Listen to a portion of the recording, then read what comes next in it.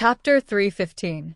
Feng Zhao knew what he meant when he heard this and glanced at Si Lu's hands. No knife. No. Si Lu scratched his head in embarrassment. Asking for help and bringing a knife? Wouldn't it be misunderstood as a fight? However, hearing Feng Zhao mention a knife, Si Lu had another layer of confidence in Feng Zhao.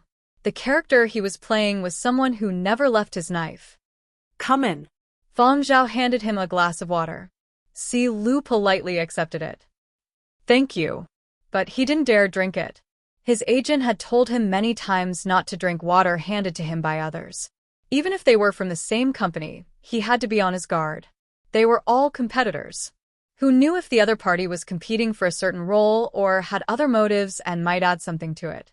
Before joining the cast and crew, his agent had exhorted him to be on his guard against other actors, especially those from rival companies like Silver Wing. Even if the other party seemed friendly and warm, he still had to be cautious. Even if it wasn't serious, just having diarrhea for a day was enough to make you feel uncomfortable. Work pressure, psychological pressure, and when the weather was bad, the whole body would feel uncomfortable. If you had diarrhea on top of that, you would be half dead. Now that Feng Zhao had handed him this glass of water, should he drink it? You want to know more about Qiguan? Feng Zhao asked. Qiguan was the character Si Lu played in the series. Yes. Si Lu's attention shifted away from the cup of water. He said seriously, I've looked up a lot of information, but the image is still not clear enough. The introduction of Qiguan in the script is also not detailed enough. When it comes to acting, the first few seasons were fine, but the 5th season is the most crucial period. I want to act this character well, hoping to better present this character and that person to the world. I heard that you are also a member of Yanzhou's consultant team and should know more about that period of history. Perhaps you know more than me, so I came over to ask. Qiguan, that person was very special. He was not suited to be born during peaceful times. The period of destruction was hell for others, but for him, it was more carefree. His thinking was actually more old-fashioned. He liked to use knives and not guns. His 3 views were also different from ordinary people. To him, the strong did not need help. He only helped the weak. Thus, he could stand at the side and watch coldly as a strong person or even more strong person died, but he could also die without a complete corpse for the sake of 2 weak researchers. Feng Zhao remembered Qiguan. He had once invited Qiguan to join his team, but he had been rejected. We are not the same kind of people. This was Qiguan's reply.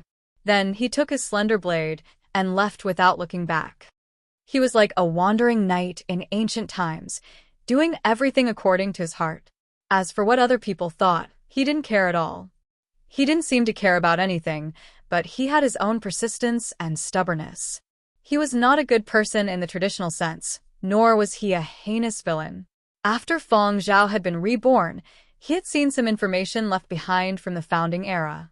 Every person who could move their grave into the Zhongzhou Cemetery of Martyrs had gone through many rounds of vetting. Qiguan's way of doing things made people dislike him. During the founding era, when the tomb had been moved, some people had objected, but in the end, it had still been moved to the Cemetery of Martyrs. In the eyes of future generations, his merits far outweighed his demerits. This was because the people he saved were doctors who would later develop a variety of antiviral drugs. They were also the first batch of founding members of the Academy of Sciences during the founding era.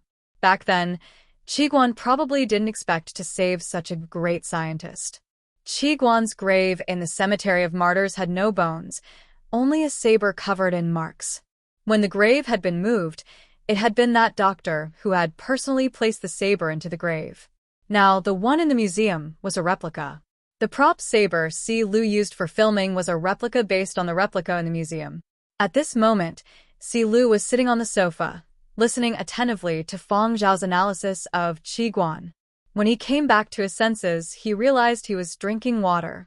When he looked at the glass, it was only half full. Si Lu. In the past 10 minutes, he had actually unknowingly drunk half a glass of water. Would he have diarrhea? Would there be poison in it? It wasn't that Si Lu liked to think the worst, but that his agent often scared him. But Si Lu didn't have the time to continue being conflicted. Compared to this, he hoped to hear more about Qiguan from Feng Zhao. So what if he was poisoned? The Qiguan that Feng Zhao spoke of was slightly different from the information Si Lu had found, but it made this person more livable. Si Lu always felt that the Qiguan recorded in the historical records was a little fake and incomplete, as if an important part of his soul was missing and not deep enough. But as he listened to Feng Zhao's words, Si Lu's previously muddle-headed thoughts seemed to gradually clear up. What Feng Zhao said was the crux of the matter. It was what he urgently wanted to know. As he spoke, Feng Zhao walked over to the place where the musical keyboard was placed. This was what he usually used when he came back to compose. At the mention of Qiguan, the person he had not seen in a long time, Feng Zhao subconsciously placed his hand on it. The sound of a keyboard broke through the fog and flew away. For that person, Qiguan, life is transformed into the wind. Death is elegant with the wind. There is no difference.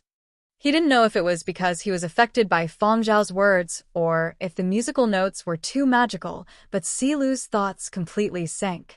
Not asking for results, sparing no effort. A moment, a day, a month, a season, a year, a cycle, a lifetime, straight into the heart. Perhaps that was Qiguan's path of cultivation. When Si Lu had received the script and researched the information, he had thought that he would see a lonely life in the wilderness with no one to accompany him, but perhaps that wasn't the case. He had thought that when faced with death, Qiguan would be like other people and display more emotions, but perhaps that wasn't the case. Si Lu seemed to be able to see those gloomy, repressed emotions in his own mind. The sunlight was hidden behind the world, and when the wind blew over, there was only coldness. He seemed to see the loneliness of the wilderness, but at the end of the loneliness, his heart wasn't as fretful as when he had first arrived. Deep in thought, there seemed to be some unwillingness, some loneliness. Later on, those emotions were all gone. It was as if he could hear the wind singing in the night sky, as if he could see a star falling from the sky onto the surface of a lake, still glowing. The surrounding world was silent like the deep sea. Eyes closed, eyes opened, a smile. There was no unwillingness, no loneliness. Life, transformed into the wind. Death, drifted with the wind. Unbounded voyager. Si Lu's fingers tightened, but his heart was empty. "Where's the knife?" Si Lu mumbled. "You left it in your room." Feng Zhao stopped tapping the keyboard. Si Lu turned and left. If it was the him in the past, he would still have said a few polite words, but now, he didn't say another word. Feng Zhao looked at the closed door and sighed. Those people had already been dead for over 500 years, almost 600 years. Elsewhere, a few days after Si Lu returned from Feng Zhao's place, he stayed in his dormitory all the way until Season 5 of the Founding Era, Dreamy Chapters started filming. In the cast and crew, Si Lu had lost his usual reserved politeness. He was even more free and easy, even more unbridled. Yet he restrained himself within a designated range. The knife never left his hand. Everyone in the cast and crew sensed this change, but they didn't say anything. They were all in the same industry and understood what this meant. The director was delighted, knowing that Si Lu had found his form, but he was also worried that Si Lu wouldn't be able to walk out after filming. On the day when all the scenes were shot, the director saw Si Lu still standing there in a daze and went over to pat him on the shoulder. "Remember to make a trip to Dr. Dai's place later." The director also got someone to take away the prop knife. Since the scenes were done, it was safer to take back things like knives. However, the people on the director's team had seen Si Lu's state too many times. This state was definitely not an isolated phenomenon. The further they went, the more actors would fall into this state. Yesterday, he had even heard someone from the psychologist team suggest to director Roman that they increase the number of psychologists. A staff member of the cast and crew looked at the dumbfounded Si Lu and said to his comrade, "Sai, yet another one who can't get out. Go to the psychologist. After some time, he will be able to break free from the character." The cast and crew were too busy. Even actors from the same company or very good friends might not have the time to take care of them. Thus, the cast and crew had arranged for people in charge of such situations to bring such actors to the psychologist and ensure that they were brought over for treatment at the first opportunity. The cast and crew also didn't wish for an actor's mental health to suffer from acting in this series. Si-Lu was like a robot. He listened to the staff members' instructions, changed out of his costume, washed off the bloodstains on his body, took a shower, changed into fresh clothes, and went to the psychologist for treatment. By the time Si-Lu returned from the psychologist, the sky had already darkened. Si-Lu wasn't as dazed as before. The staff member didn't leave. Instead, he was brought to the cast and crew's canteen to collect his sumptuous, fragrant, delicately decorated, and plentiful lunchbox. The staff member handed him the lunchbox. Have a good meal when you get back and rest for a few days. You must be tired from filming. Sleep until you wake up naturally tomorrow. Si-Lu accepted the lunchbox and said in a low voice, "Thank you," before turning around and leaving. Returning to his dormitory, Si-Lu placed the lunchbox on the table and didn't touch it. Just like that, Si-Lu sat in front of the table in a daze. Even though the lunchbox looked, smelled, and looked impeccable, he just couldn't bring himself to eat. He didn't have any desire to eat. He still felt that his hands were empty and didn't want to pick up his cutlery. He closed the lunchbox and continued to stare blankly. When Feng Zhao finished filming and came over, Si-Lu's lunchbox still hadn't been touched. Feng Zhao had also seen Si-Lu's scene today. It had been done very well, but at the same time, Si-Lu's state wasn't quite right. Even though he knew that he would be brought to the psychologist for treatment, he still didn't feel at ease. So he had come over to take a look. "Can't bear to?" Feng Zhao asked, and Meichem, Si-Lu replied in a low voice. Unwillingness, reluctance, anxiety, melancholy, just like a knight who had lost his horse or a monk who had lost his prayer beads. However, these emotions didn't belong to the character, but Si-Lu himself. Even though his scenes were over, he was still affected by the character. During filming, Si-Lu had felt that Qiguan was his other self in this world. But now it was time for him to bid farewell to the character, to bid farewell to his other self in this world. Taking a deep breath, Si-Lu's slightly trembling fingers opened the lunchbox once again. He picked up his cutlery and, as if in a serious ceremony, ate mouthful by mouthful. However, his tears couldn't be controlled. Big droplets flowed down his face and fell into the lunchbox. Si-Lu finished his meal without sparing a single grain. He also finished his drink without sparing a single drop. After wiping his face, Si-Lu told Feng Zhao, "Wait a little longer." After saying that, Si-Lu walked briskly into the restroom. When he came out, his face no longer looked like a fool from crying. "Let's take a photo together. When the time comes, I will post it on my social platform. Thank you for your help. I really am very grateful."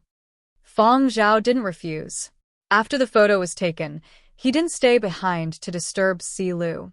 Now, Si-Lu needed some private time and space to ease the psychological impact. After Feng Zhao left, Si-Lu edited the photo and set it to be automatically uploaded to the social platform. His agent's mission was to send out a message every time he was connected to the internet to greet his fans. The psychiatrist also told him to visit once every 3 days and only leave the cast and crew after confirming that there were no problems. Right now, he only felt tired. His body and mind were exhausted. He needed to sleep for a few days. The next day, Si-Lu was woken up by the resounding sound of his communications device. Si-Lu opened his eyes a slit with difficulty. At a loss, he didn't know where he was and could only answer the call mechanically out of habit. "Hello." His agent's storm-like roar came from the other end of the line. "You want to jump ship?" Si-Lu looked at the time blankly and was flabbergasted to discover that today was actually Internet Access Day. Time had passed so quickly. He had thought it would be 2 days later. Why was it already time? However, Si-Lu's agent saw that Si-Lu didn't say anything and thought that Si-Lu was tacitly agreeing. His rage intensified and his roar became even louder. "You didn't even take a photo of your lunchbox. You only took a photo with Feng Zhao and still want to say thank you? What are you trying to say? You want to jump ship to Silverwing? You've become famous and your guts have grown. You want a rebel? How many times have I said it? Stay away from Silverwing's people. Is this how you repay me? Silu's consciousness returned, and he suddenly remembered. Oh, right. He had indeed forgotten to take a photo of his lunchbox yesterday. In the past, his agent seemed to have told him to look for a good angle when taking a photo of his lunchbox and had taught him many shooting techniques. However, he had forgotten. You have found a backer and a new employer, and now you want to kick away all of us who have spent so much blood and sweat to push you up. Your father and his team were helping you write your development plans, and the next thing I see is this thing. Silu, you have some freaking guts. No, you misunderstood. Silu hurriedly explained. His agent and the team behind him had indeed put in a lot of effort and made great contributions for him to go from a nameless nobody to where he was today. He really had no intention of jumping ship. He just wanted to tell everyone that he had been able to play this role in his best condition thanks to Feng Zhao. When he had been editing the picture, he had been a little depressed and had only said the word, "thank you." Who knew that this kind of trouble would arise? When Silu explained the cause and effect, the anger on the other end subsided a little. Next time, don't randomly send such misleading information. You don't know that because of this photo, many entertainment media in Yenzhou are going crazy saying that you are jumping ship and that Feng Zhao is planning to poach our neon culture. Feng Zhao is the best at duping people. When he was playing games, he helped Silverwing's gaming department poach a few esports gods. Now that he is acting, he is surely trying to poach our opponent star. Oh right, that actor who switched to Silverwing last week was surely duped by Feng Zhao. I don't think Feng Zhao is that sort of person. How about I delete that message now? Silu asked cautiously. Delete my ass. That sounds more like a guilty conscience. Send another message. Explain the situation in more detail. No, send it to me when you are done editing it. I will send it when I think there are no problems. Forget it, I will write it for you. Go back to sleep. Remember to go see a psychologist when you wake up. After the call ended, Silu's agent lamented to his team. I am probably the most hardworking agent out of all the agents. On the other end, Feng Zhao was also bombarded with information. There were inquiries from Silverwing and probes from other companies. After he finished reading the evidence from various entertainment media online, Feng Zhao realized that he had started poaching from a rival company again. Chapter 316. The entertainment media didn't care about the truth of the matter. What they cared about was whether an incident could garner attention. If it didn't, they stirred things up. One photo happened to involve an important supporting actor in Founding Era, Feng Zhao, who was quite popular in Yenzhou. Looking at the person who posted the photo, wow, it was an artist from Neon Culture. Neon Culture and Silverwing Media were old rivals. Going back a few years, those with the ability could find out that Feng Zhao had had some conflicts with Neon Culture when he had just graduated. Now, an actor from Silverwing and Neon Culture had such good relations? Usually, even if they had good relations in private, they wouldn't say it out in the open, let alone on a public platform like this. Actually, when fans saw the photo, they didn't think much of it. If actors had good relations or helped each other out, what was the big deal about thanking them? Even if they weren't from the same company, there were plenty of actors who had good relations. However, very quickly, the entertainment media editors turned no big deal into a big deal. They even dug up incidents from when Silverwing's gaming team was recruiting to prove Feng Zhao's poaching ability. Some time ago, Silverwing had poached an outstanding actor from another company and pinned the blame on Feng Zhao. Regardless of whether he had done it or not, Feng Zhao was the scapegoat, who asked him to be in the limelight. If they didn't pin the blame on Feng Zhao, how are they going to attract attention? How are they going to attract attention? At the same time, they also kept an eye on the Y cast and crew. Before they could get internet access and before Silu's team could respond, they did their best to stir things up. Afterward, Silu's agent explained the matter clearly and used Silu's tone to once again express his gratitude for Feng Zhao's help. What a professional agent had written was, of course, more thorough than what Silu had written, someone with low IQ and EQ. Not only did it express an apology to Feng Zhao, but it also wouldn't make the company unhappy with them. Neon Culture also had a few actors on the cast and crew, including first-rate and first-rate actors. However, The only one who could really help Si Lu find his form was Feng Zhao. But they couldn't say this openly. If they did, what would happen to the faces of the showbiz seniors in the same company? When the public relations team got started, the matter calmed down. There were so many things going on online, and founding era was a constant topic of discussion. Shifting the public's attention was very easy. The entertainment media earned some traffic and withdrew, satisfied.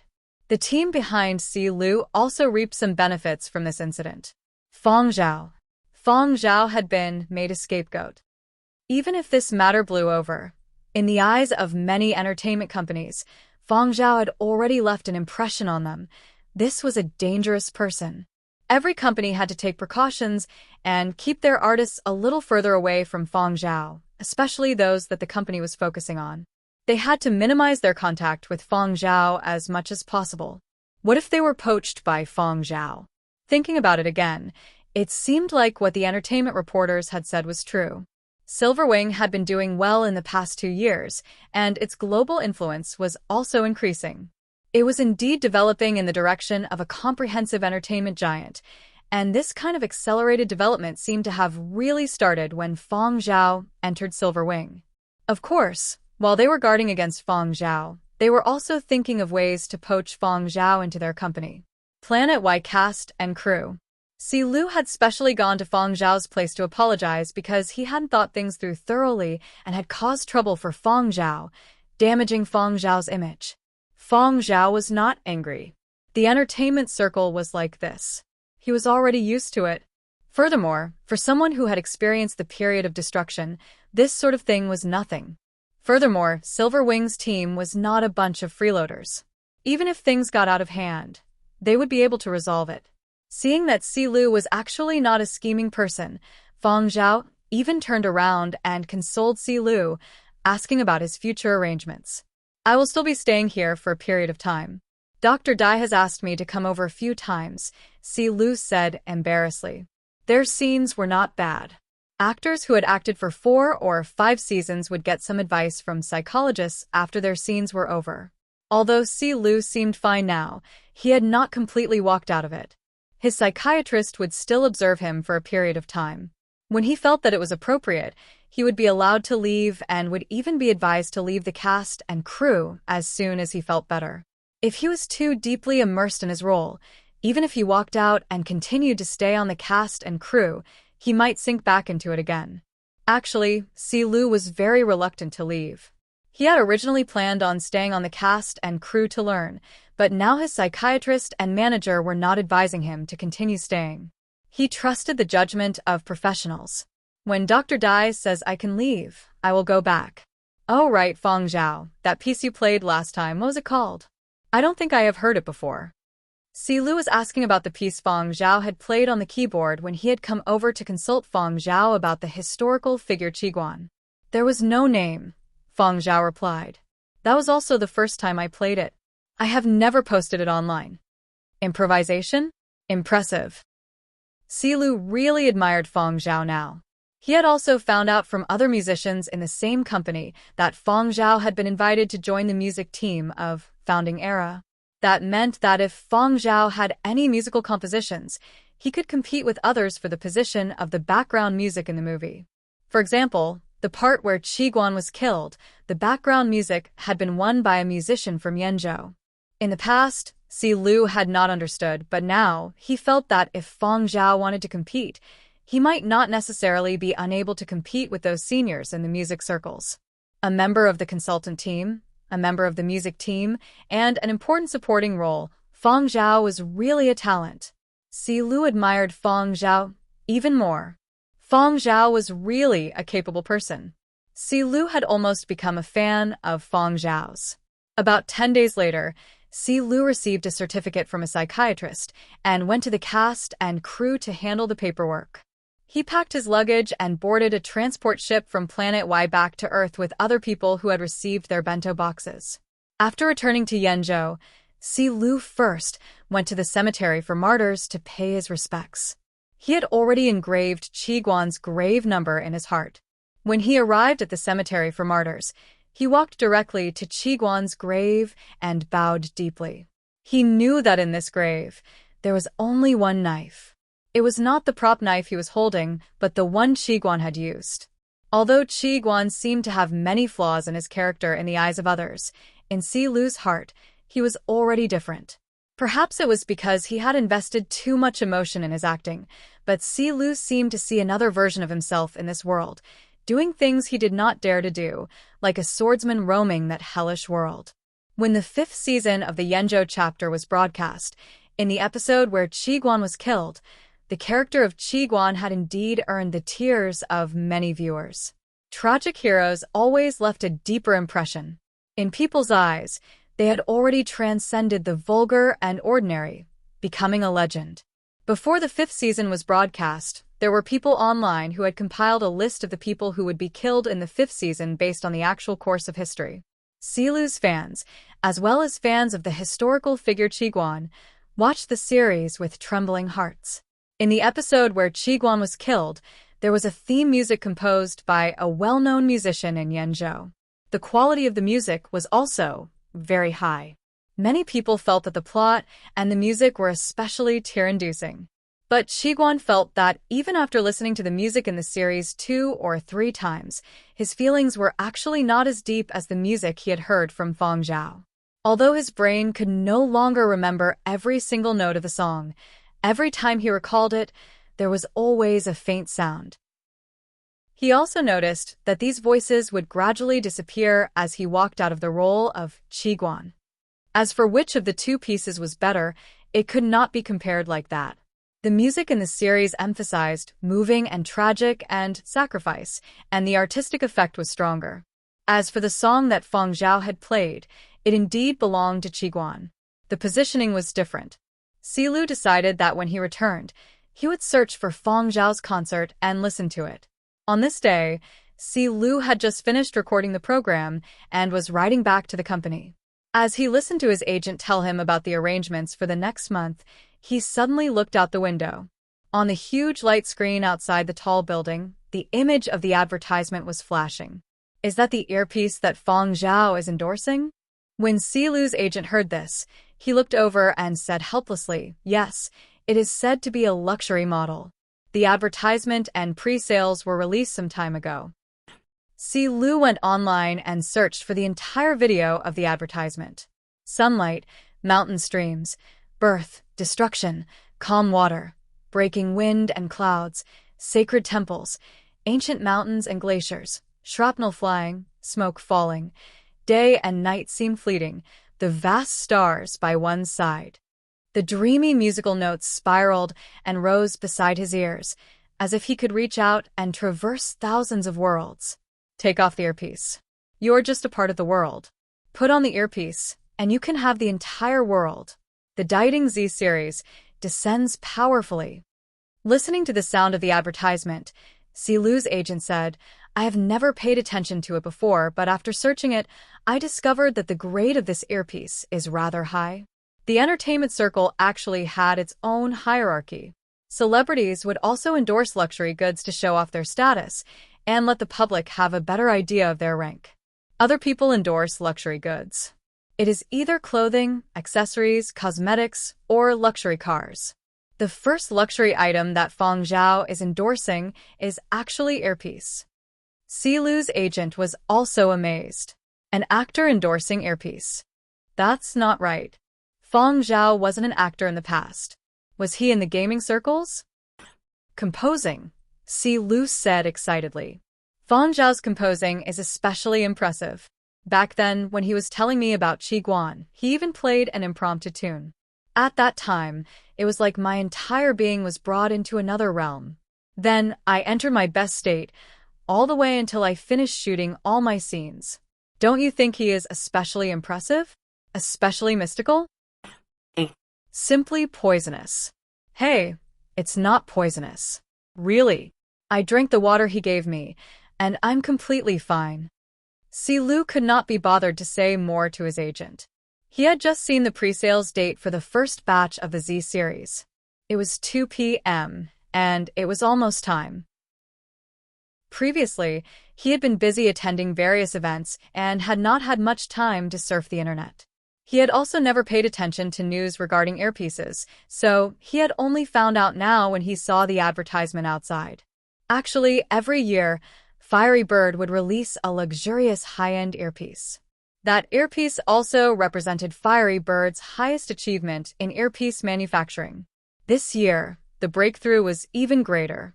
They had released a new earpiece system, the Z system, which once again upgraded the auditory experience.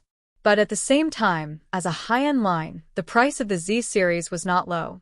Nowadays, among the most anticipated high-end earpieces in the world, the one that always ranked first was the one that Feng Zhao wore in the most advertisements. It was a retro headset. The standard version already cost 100,000, and the high-end version cost 500,000. As for the custom-made version, that was the world of the rich. In the eyes of the public, the Enchanting Z series was a luxury item. As for music enthusiasts, they were more curious about Fiery Bird's latest earpiece system. The Enchanting series had always pursued the auditory experience.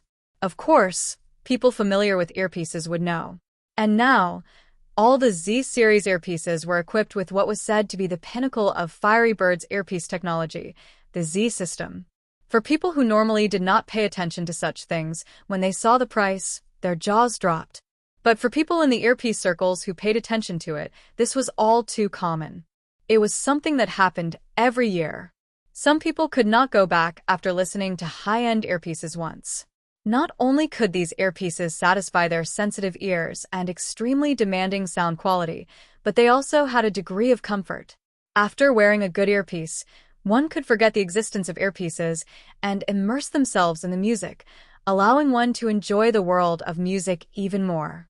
Perhaps only crazy music enthusiasts would buy such high-end earpieces every year, except for those who purely wanted to show off. Every year, Fiery Bird only releases one high-end series. This year, they actually decided on the Z series. A certain music enthusiast asked in a chat group, "Your news is too outdated. Did you not pay your internet fees? How long has it been since you last connected to the internet?" Writing my graduation thesis. I'm as busy as a dog. I just got some free time today. I thought that it would be the series that was so hotly discussed last year. 2 months ago, I also heard rumors that Fiery Bird had decided on the Z series. Now, it seems like it's true. It's a new system. This is not something that comes out once a year. I heard that the manufacturing process has also been upgraded to be able to withstand extreme environments. I don't know if it's just an exaggeration, but I heard that the earpieces that Fiery Bird send over can still maintain perfect sound quality even in the vile environment of the founding era film set. I'm so envious of the celebrities who endorse them. We haven't even seen the goods yet, and he's already using them. All right, this year's divine weapon is about to come out. Is everyone ready to fight for it? Nonsense. I've already set a timer. When it's time, remind me to start fighting. Every year, Fiery Bird's first batch is too small. Every continent only produces 500 per model. Basically, they are all snatched up in 2 hours. If you fall asleep when the time comes, it will be too late for regrets. To them, if they were a step late and others had bought it, they could only stand at the side and be envious. Not only to show off, they also hope to be the first to use this year's divine weapon. Outsiders would not be able to understand their urgency. For those who were slightly better off, they could still afford to spend money like this once a year. They were not interested in clothes or luxury cars. At 2 p.m. in Yenzhou, music enthusiasts and earpiece enthusiasts were staring at the screen with hungry eyes, waiting to buy the first batch of the Z series. However, after the sales started, "What's going on? I just went to the toilet, and it's gone when I came back?" The standard model was sold out in seconds. I hesitated for a bit for the high-end model, but when I tried to buy it, it was also gone. Ball, why can't you set the system to automatically buy it? I want to file a complaint. Ha, I got it. Luckily, my hands were fast. But I only managed to get the standard earpiece model. I didn't manage to get the classic headpiece model. I managed to get the headpiece model, but it's green. I didn't have any other colors to choose from. All the other colors have been sold out. If I can't get the earpiece and headpiece models, I'll go buy the speakers. In any case, this is one of the 3 divine weapons that Fiery Bird has released this year. Don't even think about it. I just saw that the speakers are also sold out. A bunch of gaming gods trying to snatch goods from us. TSK, why would they buy the Z series when they're gamers? Wouldn't the other series be better paired with the gaming consoles? What are they doing here? A bunch of amateurs who don't know anything. Not just that. There are also fans of the Founding Era series and Feng Zhao's fans. The competition this year is too fucking intense. I just saw a very popular article on the internet. It says that the Z series is even tastier when paired with a Founding Era epic soundtrack. It was posted in the morning, and by the afternoon, it had already been shared more than 100,000 times. One look at the wording, and you can tell it's from our industry. Who wrote it? Get out here. The person who wrote the article was staring helplessly at the ceiling at home. He hadn't managed to snag the goods either. The article that had been posted in the morning had been to help a singer friend advertise. The article had even included a list of songs and comments. To show off, he had specially mentioned the Dieting Z series. Furthermore, the number of shares had exceeded 100,000 in such a short period of time. The traces of manipulation were very obvious.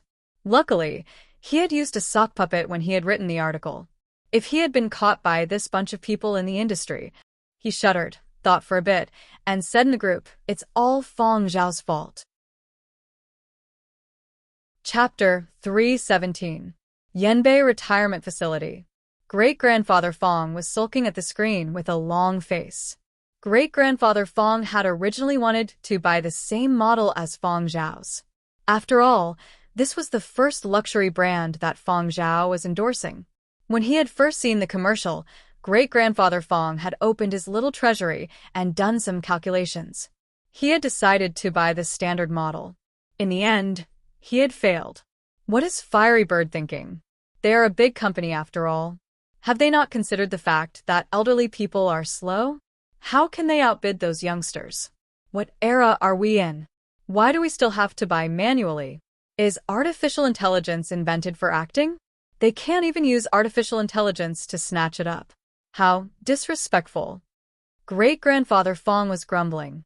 Great-grandmother Feng was watering the plants on the balcony. When she heard great-grandfather Feng's words, she glanced up and continued watering the plants. That is hunger marketing. However, I heard that many luxury brands are limited edition. This sort of thing is common. Fiery Bird is not the only one doing this. Don't go complaining for no reason and make things difficult for little Zhao. Of course I know. Great-grandfather Feng was just saying it. He wouldn't really complain. If you really want to buy those earphones, why don't you wait until Planet Y has internet access and get little Zhao to help you ask? Great-grandmother Feng said. I won't bother little Zhao over such a small matter. Great-grandfather Feng shook his head. Little Zhao's filming is so tiring. Do you want him to waste time on a pair of earphones? A few days ago, I heard that actors in the cast were too immersed in their roles and couldn't get out. After filming, they stayed on set for psychological treatment. Just thinking about it makes my heart ache. I didn't know how tough filming was. Any kind of metamorphosis comes with a price. Xiao Zhao acted so well in the series. He must have suffered a lot. He still has to act for a few more seasons before he can receive his bento box. No, just thinking about it makes my heart ache even more. Great-grandfather Feng was conflicted. He hoped that Feng Zhao could finish filming quickly and go home to rest, but he also didn't want to see Feng Zhao collect his bento box so early. Great-grandmother Feng glanced over. This old man is getting more and more unreasonable as he gets older. Very quickly, great-grandfather Feng thought of something else. Although he wasn't happy about not being able to buy the earphones, he was a little excited. Not being able to sell the things he was endorsing was even more embarrassing. Now, the earphones Feng Zhao was endorsing were sold out the moment they came out. What did this mean? This meant that his great-grandson was capable and influential. Thinking of this, great-grandfather Feng became excited again. He stood up and tidied his clothes. He said to great-grandmother Feng, "There's still some time before dinner. I'm going out for a walk." He then walked out with his hands clasped behind his back. There was also a billboard inside the retirement home. Great-grandfather Fong took a long detour to the billboard, which was broadcasting the latest advertisements every day. After watching Fong Zhao's Dieting Z series headset commercial, as if he was admiring a work of art, great-grandfather Fong was about to share it with someone, but when he turned his head, he realized that there was no one around him. Where is he? After looking around, he didn't see any of the people who were walking nearby just now. Perhaps it was the sentiments of the old era, or perhaps it was the influence of founding era, but people had a deeper feeling for old era elements. Fiery Bird's Dieting Z series was a classic retro headset. Regardless of the configuration or continent, the pre-sales were sold out in seconds. If one didn't act fast, there was no way to get one. The earphones and speakers of the same series were also sold out very quickly. A few days later, the first batch of people who successfully bought the headphones received them. What's the first thing you do when you receive the headset? 70 to 80% of people flaunted it online. A certain Jianzhou professional esports guru posted a series of posts on his social platform. The headset has arrived. The same model as Zhao God. Thinking back, it was because of Zhao God that I decided to enter the world of professional esports. It's a pity that Zhao God has changed professions. There were also esports players from other continents who posted about the Dieting Z series headsets they had snatched up. Some mentioned Fong Zhao casually, while others were flaunting their wealth and trying to ride on the hype. However, the majority of those who lamented that Fong Zhao had changed professions and were unable to cross swords with Fong Zhao were just spouting nonsense. In their hearts, they didn't really want to face Fong Zhao. Although Fong Zhao had only appeared in the esports circles for a short time, he had a huge influence.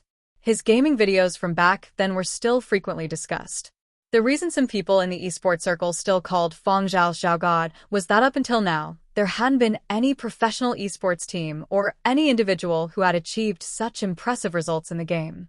Therefore, Fong Zhao really had a part to play in the esports circles for the Dieting Z series. Jinro, the current captain of Silver Wings Gaming Department's professional esports team, saw those who lamented that Fong Zhao had changed professions and wanted to cross swords with Fong Zhao. He picked the most representative ones, took screenshots one by one, and posted a new message on his social platform. Screenshots have already been taken. When Zhao God returns from filming, I sincerely hope you guys can have a good chat with him.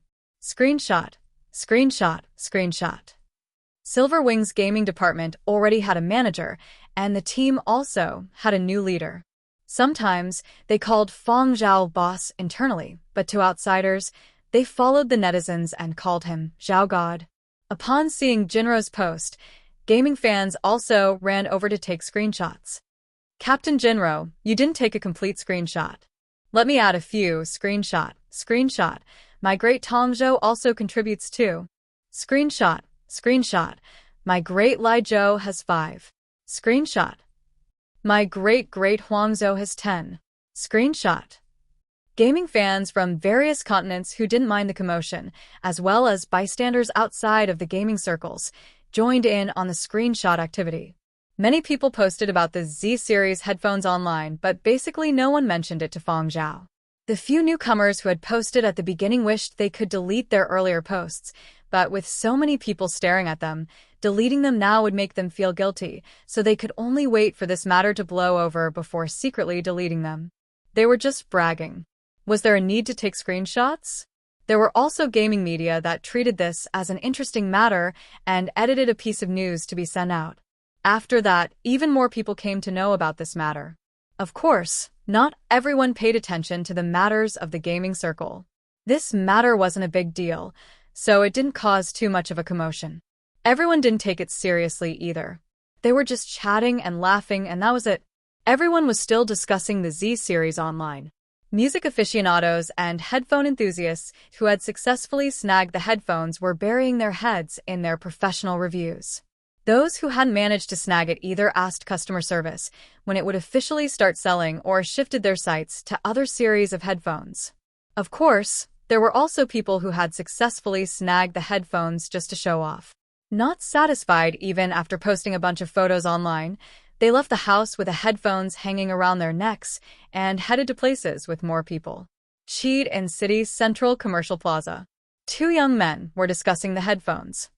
Look, my new headphones. More than $5,000. One of them had a smug look on his face. Then he said to his companion, "You've been using those headphones for quite some time, right? You can get a better one." I think my $50 headphones are good enough," the other person said. How can a $50 headphone and a $5,000 headphone be the same? As the two were talking, a puzzled voice suddenly came from the side. Different? Isn't it just for the sound if it's under $100,000? The two of them were stunned. They thought to themselves, this bragging. Looking to the side, the headphones hanging from the other party's neck had an eye-catching logo and extremely distinctive design. It was undoubtedly Fiery Bird's Dyting Z series retro headphones, the most popular of the three godly items in the earpiece world this year. The first person who had spoken raised his hand helplessly. "All right, pretend I didn't say anything just now. Only an idiot would discuss equipment with a nouveau riche. Not everyone could afford the Z series. However, even if I can't afford the Z series, can I just buy other series?" The other models of the Dyting series that Feng Zhao had endorsed were still very cost-effective. For people who didn't have such stringent requirements for sound quality, any of them would be sufficient. The two of them looked enviously at the advertisement that had appeared on the billboard in the plaza. "I feel like I have the motivation to fight again." Fiery Bird's advertisements could be considered a frenzy. Regardless of which continent or which city, the Dyting Z series advertisements could be seen on the huge screens in tall buildings, or on the billboards in small districts, train stations, plazas, and other places. Of course, Fiery Bird knew that there weren't many people who could afford it, but the main reason they were so frantically advertising the Z series was to show off. Fiery Bird wanted to tell everyone, "That's right. This year's great headphone device belongs to us, Fiery Bird." Unless other headphone manufacturing companies develop technology that surpassed the Z system, they would continue to dominate the headphone industry's great headphone device in the future. Of course, the public only saw the surface. They knew that Fiery Bird had developed a super awesome headphone model and that the person in the advertisement was the actor who played Feng Zhao in Founding Era. Previously, Feng Zhao wasn't famous in other continents. Even if many people didn't pay attention to the music or gaming circles, Founding Era had led to a nationwide viewing craze. Perhaps the order in which people from different continents read the chapters was different, but the majority of people would read the chapter in their own continent before continuing to read the other chapters. They would read every chapter once, and people who had read the Yenzhou chapter would have an impression of Feng Zhao. The image in the advertisement was different from the style in the series. It didn't matter if you couldn't recognize him. There would always be people who would tell you that the person in the advertisement was him. Feng Zhao's popularity also increased with each season of Founding Era. The sales of the other models of the Dyting series that he had previously endorsed also soared.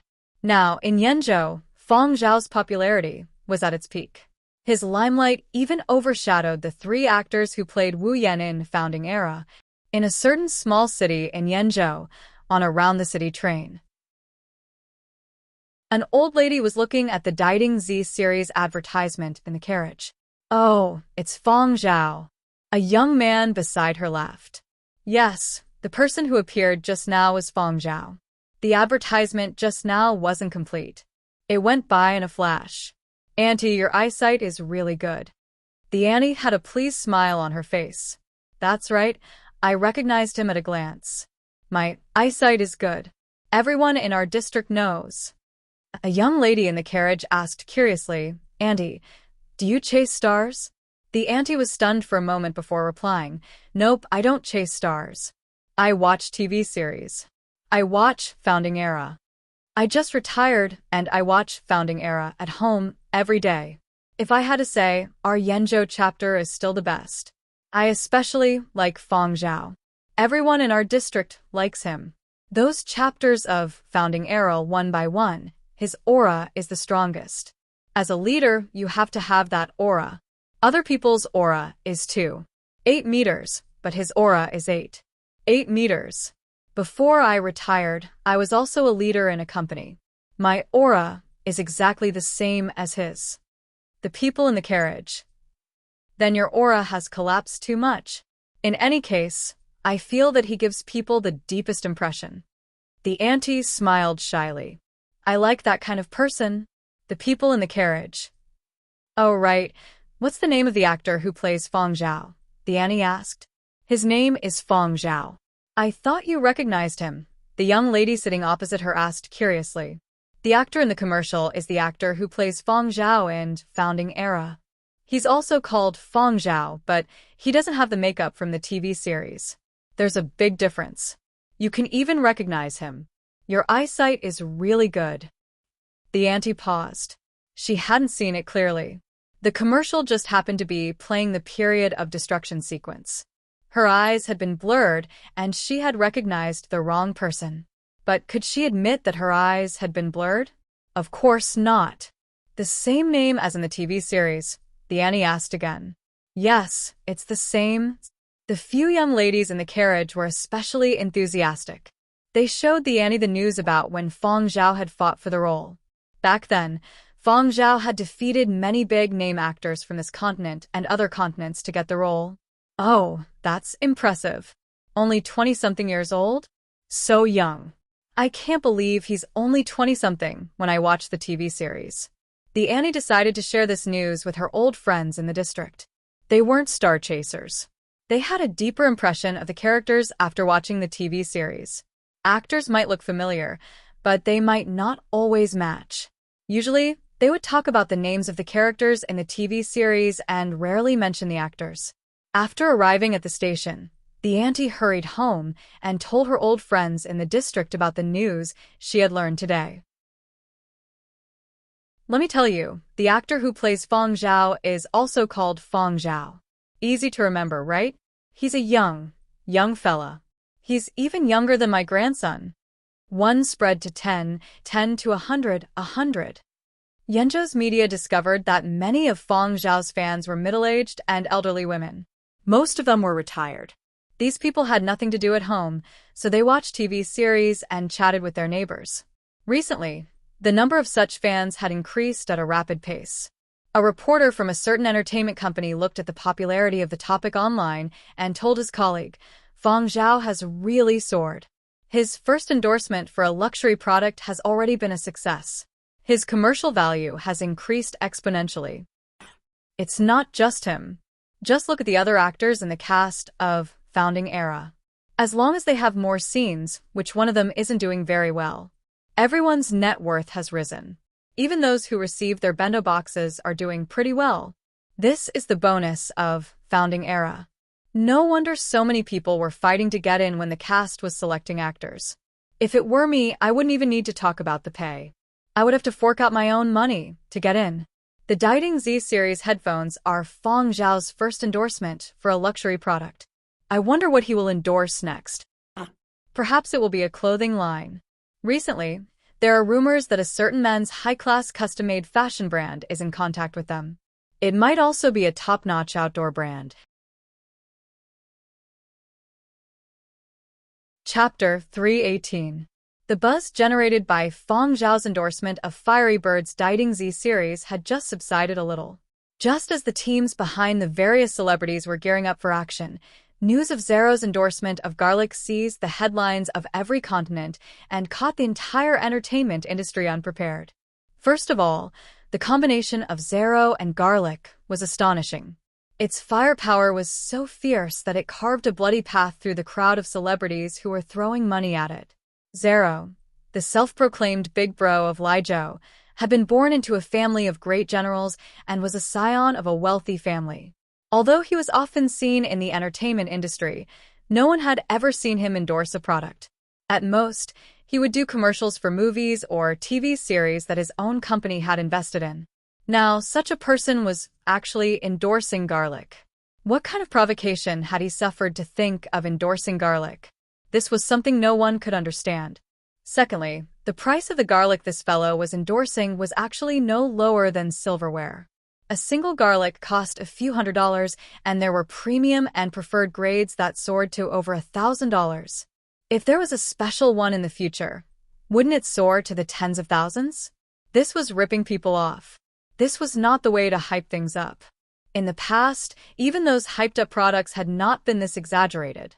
Many people online were dumbfounded. Even garlic has become a luxury item? I was just talking about earpieces yesterday. Today, when I looked at my salary, I realized I can't even afford garlic. No. It's just that Zero is endorsing some farm. Why garlic is a luxury item, but garlic from Mujo is still affordable. Never in my dreams would I have imagined that Lijo's big bro would actually endorse something so down-to-earth. The brother in front, look at its price. Touch your chest and be honest. Which part of this garlic is down-to-earth? I just checked online. Mujo's garlic has risen. Scammers. What about the Bureau of Commodity Prices? It's not just garlic. Agricultural products that have been falling are suddenly showing signs of rebounding. The internet was filled with protests, but for Mujo farm owners, Zero was simply a blessing. Because of Zero, agricultural products that had been neglected for a long time had once again received attention, and their prices had rebounded. Originally, due to the increasing number of farms on foreign planets, the prices of agricultural products had been falling year after year. Mujo's position as the global granary was no longer secure. Although a portion of fresh fruits and vegetables were still very expensive compared to 5, 10, or even decades ago, the prices were much lower. Some time ago, some people said that unless it was some newly developed varieties, such as those with high medicinal value, other agricultural products would continue to decline in the future. In terms of species diversity, Mujo could not compare. In terms of nostalgia, Planet Y still had the ARC project research base. Who knew how many varieties of seeds had been revived there? Now, on the various planets with the immigration plan, farmland was gradually being put to use. Even private farms on Planet Y had been set up recently. Furthermore, it was said that the soil on Planet Y was more suitable for farming. The agricultural products that had been revived a few years ago would also undergo changes when planted in Mujo. Their original flavors would change, and the longer they were planted, the greater the change. Not every variety would change in a way that people liked. After all, the mother planet had experienced a period of 100 years of qualitative change. The changes to the soil caused by the period of destruction could not be restored. Even if it was possible to restore the soil to a more healthy state from the old era, or even before that, let alone 100 years, even a million years might not be enough. Who could afford to wait? In the past, some crops from foreign planets had been shipped back, but the quantity was small and not open to the public. They were only supplied to the upper echelons of society. In summary, common agricultural products such as fruits, vegetables, onions, ginger, and garlic did not have much investment value and were risky. Now, Zero had directly given this bunch of people a resounding slap. The garlic that Zero endorsed was sold directly online. For something like garlic, not to mention its medicinal value, it was a seasoning that was used most of the time in cooking. Of course, there were also people who felt that even if this garlic was special, wasn't it too much to sell it at such a high price? Many people left comments on Zero's public platform. Besides growing up on Planet Y, what else is so special about this garlic? Even if we add in the transportation and planting costs, it should not be this ridiculously high. I know garlic can fight diseases, protect health, kill germs, and cook, but with such a high price, could it be that it can exorcise demons? Why is it being sold at such a high price? Zero's agent had arranged for an interview with a gourmet magazine during his internet time. When he heard the host mention this question, he asked doubtfully, "Is there a need for a reason? If I say it is an artifact of garlic, then it is an artifact. It is worth such a high price." Zero listened to his agent's advice and did not reveal his acting secrets to the public. Thinking about filming, Zero proudly said, "This garlic contains life insights. You don't believe me? If you don't believe me, buy it and try it once." And when some people saw the interview and thought about it, it made sense. With Zero's background, what good things had he not eaten? If he said it was good, it would definitely not be ordinary. This bunch of gluttons who could not extricate themselves from delicacies and had sensitive and picky palates were just like those music enthusiasts. They did not lack money and would go wherever there was good stuff. Planet Y was out of the question, but that was fine. Weren't there going to be pre-sales online? Grab it. The chefs of some high-end restaurants and chain hotels were already sharpening their knives. They wanted to see what was the difference between this garlic and the garlic produced in Muzhou. Would food made with this garlic be more delicious? The first batch of 5 tons of Planet Y garlic was put online. When the time came, it was sold out in seconds. In the blink of an eye, it was gone. Those who bought the garlic tasted it as soon as they received it. Then, they posted their own cooking and meticulously arranged pictures of the gourmet delicacies on the internet and expressed their thoughts. You don't say. This taste is pretty good. I don't know if it's good or not, but it's flavorful enough. Stimulating. This is probably the real taste of garlic. The taste is a little stimulating. If you eat it raw, it is a little spicier than the ones from Muzhou, but I don't think there is much difference. How is there not much difference? Your tongue is lacking. You can't even taste garlic. You are not suited to be a chef and can't taste true delicacies. Even Zero is better than you. Very quickly, a new pretentious move appeared. Garlic for seasoning? Only garlic shipped from Planet Y would be flavorful enough. You could not appreciate this taste, but you could not say it was ordinary. Did you think we were eating garlic? Nope. What we were eating was taste. It was pretentious. It was the style of an elite aristocrat. How many gourmets had praised it? That was the authentic taste of garlic. If you couldn't taste the difference, then there was definitely something wrong with your tongue. You couldn't even compare to Zero. The gourmet world was indeed full of good reviews, but the price of garlic was too high. Thus, many people started to think of ways to get people from Planet Y to help them purchase garlic. Wasn't that garlic produced on Planet Y? It was definitely cheaper on Planet Y. Thus, many actors and actresses at the Y Film Studio complex were bombarded with long-distance calls from friends and family. Hey, when will you finish filming over there? Help me buy some garlic from there. It's too expensive here. There are even fakes. What's the price of garlic on Planet Y? If it's cheap, help me buy some when you come back. 5 caddies won't be too little. Even 100 caddies won't be too much. I can eat it all here. Even soldiers serving on Planet Y base received requests from relatives to help them purchase garlic. And those with connections had already contacted insiders to purchase it. Once they bought it, they would definitely buy it in bulk. If they couldn't buy it now, they could book it in advance. Zero watched as his name appeared on the news headlines of various continents' entertainment media and looked at the money in his bank account. He had already forgotten his initial reluctance when his agent had asked him to endorse garlic. Your endorsement fee is split. Are you satisfied now? That's why I told you long ago that you don't need to be envious of Feng Zhao. The market we are operating in now is huge. Zero's agent encouraged Zero as he discussed the split of profits with his partners and the subsequent hype for garlic. You just need to focus on filming. Don't worry about anything else.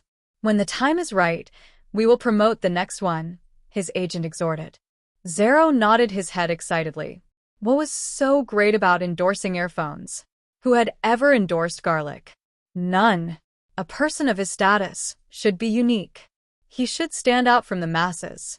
There were many people who loved music, but were there as many gluttons? Were there? There were many people who bought earphones, but were there as many people who were addicted to good food? Were there? There was a huge difference. Zero watched excitedly as his popularity soared. Meanwhile, his agent was pondering how to sell Zero for a higher price. Back when Planet Y had applied for the experimental base, there had been large farm owners in Muzhou eyeing the land here.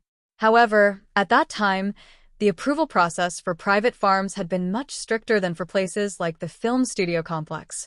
That had not been something Planet Y base could decide. Now that they could finally purchase garlic privately, Zero's agent had joined forces with a bunch of farm owners who wanted to set up farms on Planet Y to hype up garlic. Then they had gotten Zero to advertise. In the past, there had been a limit to how much garlic could be grown on Planet Y. This bunch of people had joined forces and managed to monopolize close to 80% of Planet Y's garlic. Besides supplying Planet Y's military, the founding Arrow production team, and the film studio complex, the rest was basically monopolized by this bunch of people. It was a monopoly. Even if other people wanted to purchase it, there were not many that could be bought. Furthermore, Planet Y's spaceport had strict inspections. Zero, and this bunch of people monopolized and hyped up the market, but they still paid taxes according to the rules. That tax would practically become Y Base's military expenses. On account of the huge amount of taxes, Planet Y Base would not make things difficult for them. Every time they helped transport the goods, they would also take care of them. Now that Planet Y's spaceport had an increase in manpower, there were restrictions on bringing goods from Planet Y. Whether it was garlic or other agricultural products, they were not allowed to bring too much, and they were not allowed to evade taxes. Varieties that were still in the experimental phase were not allowed to be brought out. Once discovered, they would be locked up in a small black room on the base. Y's spaceport was currently implementing a double security system of machines and dogs, even though there was only one dog that could take up the post. The other dogs that had arrived on Planet Y Base had not even grown up yet. Celebrities from every continent were gloomy. It was fine if they could not steal the headlines. After all, besides Silverwing's team behind him, there was also Fiery Bird's advertising bombardment. But now, they could not even beat Zero. In the past, Zero had only made the headlines in Lijo because of his influence. Globally, it was just an interesting piece of news that was treated as a joke. Now that the scope of the storm had expanded to the entire world, everyone felt that there would be no peace in the continents in the future. Over at the Founding Era cast and crew, during internet access, the various actors and celebrities were also paying attention to the activity online. It was rare that Wu Tianhao did not use social media platforms to make his presence known during these 2 hours of internet access. Instead, he was watching the news. Zero is really a fucking talent. Back when Zero had been filming a vampire drama, he had hyped up garlic and silverware. Now, he was hyping up garlic even more. At the same time, Wu Tianhao felt sullen. They were both descendants of great generals, and they were about the same age. In the past, he had felt rather superior.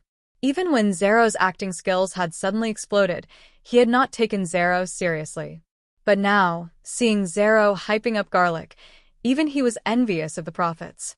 Investing in so many projects and busying himself here, and there did not make as much money as Zero hyping up garlic. Planet Y was really a gold-digging ground. With the explosion of topics about Zero and garlic, Fang Zhao's popularity on the internet gradually subsided. Fiery Bird would not bombard everyone with advertising bombardment every day. Letting everyone know about this product was enough. When it was officially released, another wave of publicity would suffice. Now, the opportunity to be in the limelight was given to others. Even though this wave of Fang Zhao's popularity had died down, many people still remembered Fang Zhao and the first luxury product he had endorsed.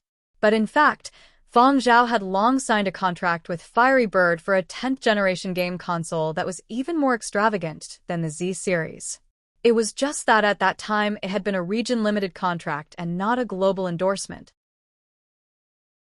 Furthermore, the 10th-generation console had not been mass-produced, so advertising had naturally been pushed back. The outside world did not know about it.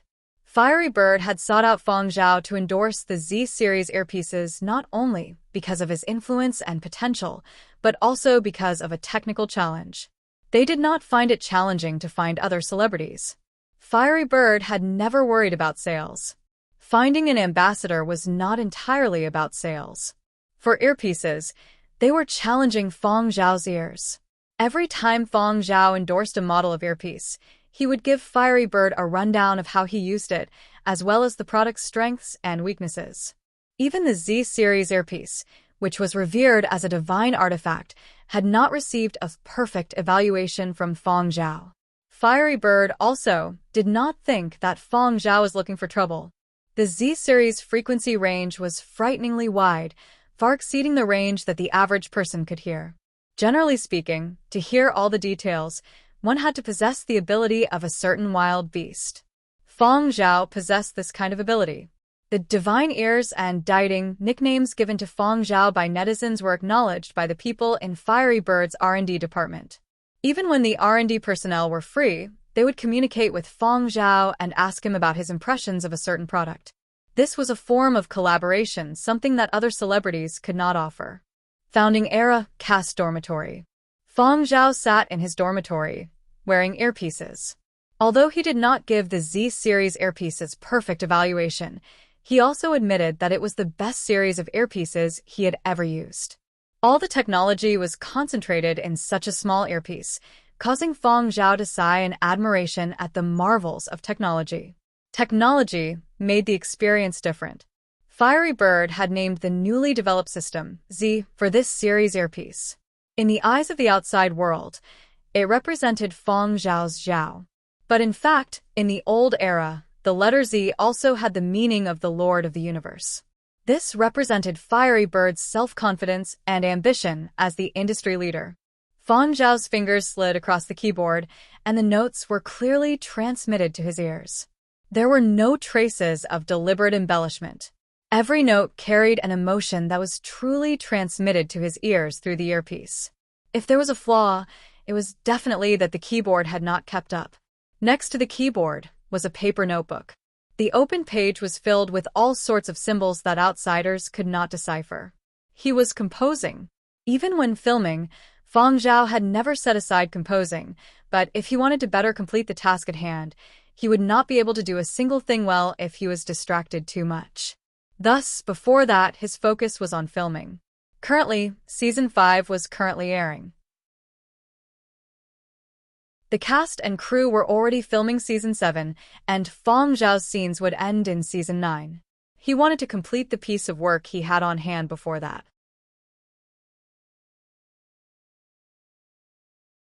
Chapter 319. As Fang Zhao was composing, someone came looking for him. It was already nighttime, and some production crews were wrapping up. Actors were returning in droves. Usually, when they returned, they would seize the time to rest or memorize their lines for the upcoming scenes. However, during this period, there were still people who came looking for Fang Zhao from time to time. Many people in the Yenzhou cast and crew knew that Si Lu had received inspiration from Fang Zhao and had completed the remaining scenes in peak condition in one go. Zero had used some tricks to achieve the effect he had in front of the camera. However, Si Lu was a truly capable actor. In Yenzhou, he was an A-list actor who had won quite a number of major awards. His death scene in the 5th season of Founding Era had an infectious power that penetrated the screen and received high praise from a large number of seniors in the industry. These two had been inspired by Fang Zhao. When actors couldn't find their form, they would come to Fang Zhao to try their luck. Later, everyone realized that Fang Zhao could indeed provide a lot of help. They didn't think too much about it. They just felt that it might have something to do with Fang Zhao's profound historical knowledge. As a consultant, he might have read the script more thoroughly and had a deeper understanding of the characters in the series than many actors. Fang Zhao had thought it was another actor, but when he opened the door, he saw Dina, the deputy head of the Yenzhou Music Association. Back when Fang Zhao had created the virtual idol Polar Light and composed the 100-year period of Destruction Quartet, Dina and Ming Song had given him high marks. This time, Dina had joined the music team. Ming Song hadn't come, not because his rank wasn't high enough, but because his son Ming Yi was still undergoing rehabilitation and couldn't make it. President Dina? Fang Zhao invited him in and handed him a cup of warm water. I came out for a walk after eating. I haven't had a good chat with you since joining the cast and crew, so I came over to take a look. What were you doing? Memorizing lines? Dina scanned the room. The area of the single suite was not big. Other than the bedroom used for sleeping, the living room outside was generally used for work. Everything was placed outside, and one could see it clearly at a glance. Seeing the keyboard and the paper notebook and pen on the side, Dana's smile deepened. No, I was composing, Fang Zhao replied. Sorry to disturb you. Dina was apologetic, but he was also gratified. He had come over today to ask Fang Zhao about his future career path. Fang Zhao's popularity in Yenzhou and the rest of the world had increased rapidly. He had gotten endorsements, and his popularity had soared. Would he act in the future? Or should I go somewhere else? Dina was still thinking that if Fang Zhao didn't want to give up composing, he could stay here as an invited member of the music team.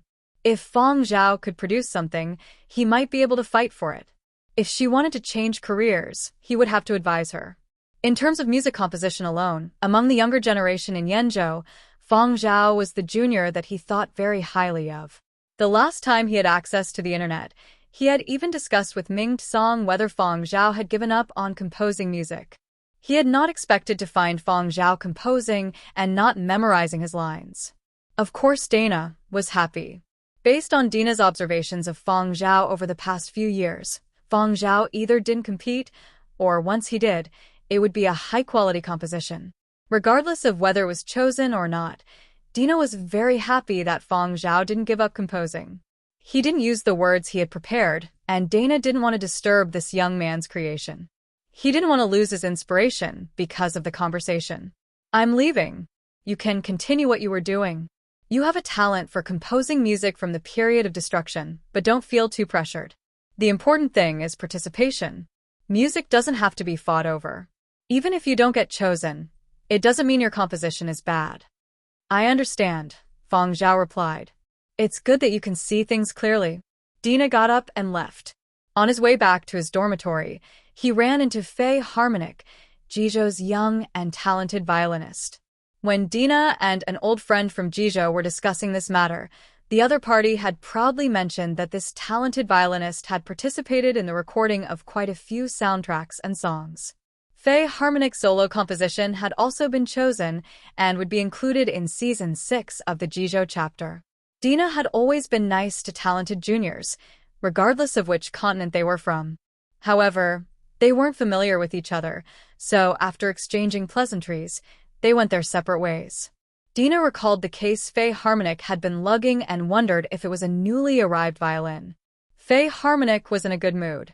Whenever he needed inspiration or to adjust his mood, he would put on his headphones and listen to sounds. Sometimes it was a variety of sounds that originated from nature. Sometimes it was a few famous songs of all genres and styles. People like him were sensitive to sound and had high expectations for the sound quality of their headphones. Every detail would be magnified infinitely, and their ears could not tolerate any distortion. He had only brought a pair of headphones when he had come to the set. Later, his headphones had broken, so he had borrowed a new pair. The sound quality was unbearable, especially when he was outdoors. It felt like his ears were being tortured. The climate here affected certain electronic equipment. Once his headphones were jammed, the sound transmitted to his ears was even more unbearable. He had taken advantage of the time when he had internet access to get his assistant on Earth to buy a pair of headphones and send them over. It didn't matter if it was expensive, as long as the sound quality was good, the quality was guaranteed, and it could be used in planet-wise lousy weather. Knowing that Fei Harmonic had high expectations for the sound quality of his headphones, his assistant had scoured the market and had set his sights on the Fiery Bird Diting Z series, which had been hailed as one of the top 3 godly items online. Half a minute later, Fei Harmonic couldn't wait to get his hands on his new headphones. When he saw the endorsement on the packaging, his hand froze. The joy he had felt when he had finally received his new headphones had completely vanished. What bad luck! At that moment, he wanted to smash the headphones. But he hesitated. He took them out and gave them a listen. 5 minutes later, Fei Harmonic couldn't bear to smash the headphones. Instead, he tossed the packaging with the endorsement on it into the bin. Out of sight, out of mind. How could Feng Zhao endorse such good headphones? Fei Harmonic cursed Feng Zhao countless times in his heart. Feng Zhao didn't know that someone in the nearby dormitory was cursing him. After Dina left, he didn't continue composing. Instead, he read through the rest of the script and closed his eyes to ponder. As the series progressed, Wu Yan's screen time increased. The later seasons would focus on Wu Yan's point of view and how he had slowly risen to the position of a leader. Feng Zhao's screen time had decreased, but because of this, he had more time to compose. The next day, after filming in the morning, everyone gathered to eat lunchboxes from the canteen. The younger actors hadn't completely extricated themselves from their roles and were a little gloomy. A few older actors were beside them to liven up the atmosphere. They discussed the industry news they had seen the last time they had access to the internet and guessed who would continue to steal the headlines. The ones stealing the headlines are all youngsters. I'm old. I can't beat them. An older actor was more open-minded. Us old fellas are getting old. Just focus on filming. Let the youngsters mess around with the headlines. What nonsense are you talking about? I'm just over 100 years old. I look like I'm in my 70s or 80s. I'm still young. Last time, a fan called me an ageless male idol. Don't take it seriously. The eyes of the fans have their own filters. We don't compete for looks now. We compete internally. A while ago, my agent told me that quite a few big brands are looking for me to endorse. Hehehe, my career has given me a youthful glow. After filming Founding Era, I'll take a few commercials to earn some travel money and relax. It's too tiring. Don't be fooled by their relaxed chatter. It was a topic that allowed them to relax and let the other young actors in the cast and crew relax. However, even though these older actors were experienced and had strong psychological resilience, they still couldn't escape the influence of their roles. Only after filming was over and they avoided everything related to their roles would the influence gradually fade. Fong Zhao, your previous commercial wasn't bad. My granddaughter even managed to snag a pair of earphones of the same model. When we get back to Yenzhou, you can sign it. An older actor glanced at Fong Zhao, who was wolfing down his second lunchbox. He had lost count of the umpteenth time. Fong Zhao's attitude is really good. No problem, Fong Zhao replied. Another older actor was about to say something when he heard someone shouting Fong Zhao's name. Big Brother Zhao. A small figure rushed over. The other actors smiled when they saw it. Little Tion, you didn't go over to your dad's today? An actor asked. The person who had come over was Lu Outyen, the minor actor who played the role of young Wu Yan. Actually, this wasn't Lu Outyen's original name. His parents had named him Lu Ao. Everyone in his family was in the arts, including actors and musicians. Lu Ao's starting point was higher than the others. Of course, he was rather talented. He had made his debut at the age of 3. Because of his brilliant acting skills and strong sense of presence, he had turned a supporting role into a leading role. At the age of 4, he had won his first prestigious award. After he became famous, Lu Ao had researched online and felt that he had the halo of a leading role. He had changed his stage name to Lu Outyen. At the age of 6.5, he had successfully won the role of young Wu Yan by relying on his family background and his own abilities. Logically speaking, Lu Outyen should have been more familiar with Wu Yun and He Lizi. The three of them were playing the same role at different ages and could communicate more. However, as the leading role of the Yenzhou chapter, even if it was played by 3 people, the workload was heavy. The early stages were fine. After all, the young Wu Yan didn't have many important matters to deal with, so he had fewer scenes. Lu Outyen's workload was also lighter. After Wu Yan became an adult, he had more scenes. In order to play the young Wu Yan well, Wu Yun was under a lot of pressure. During filming, there were many areas where he didn't meet the director's requirements. He needed to spend more time to resolve them, so naturally, he didn't have time to interact with Lu Outyen. He Lizi was even busier. Wu Yun was under a lot of pressure, but He Lizi was under even more pressure. He had no time to chat with Lu Outyen. Perhaps because they had worked together so well in the first season, Lu Outyen had a good impression of Fong Zhao. After they had gotten to know each other, even after filming his scenes, he would pester Fong Zhao for a chat every time he came over.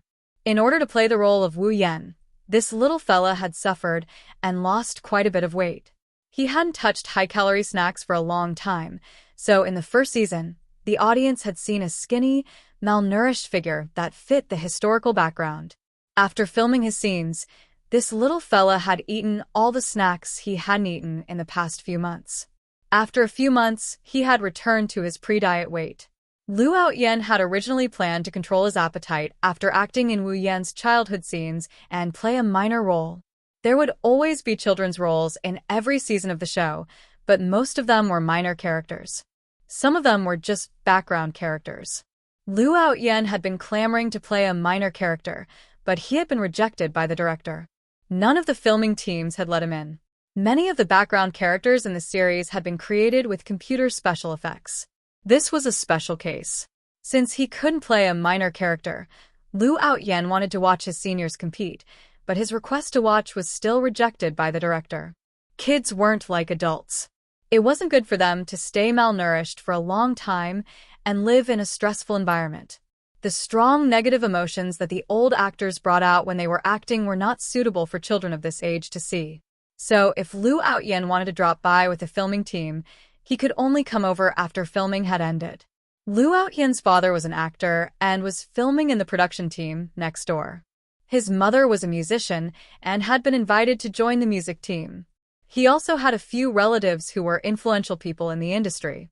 Hearing someone ask about his father, Lu Outyen replied, "He isn't filming today. He's watching a performance at the music center." There's a performance there today. Many actors without filming assignments are going. Aren't you guys going? The music center was a place for the music team to rehearse and communicate. There were many musical instruments, a professional recording studio, and a concert hall. There were frequent performances there, and musicians treated it as a form of communication within the industry. Over here, actors without filming assignments would listen and relax. This was what a psychologist had suggested. "Big Brother Zhao, are you going to listen in this afternoon?" Lu Outyen asked.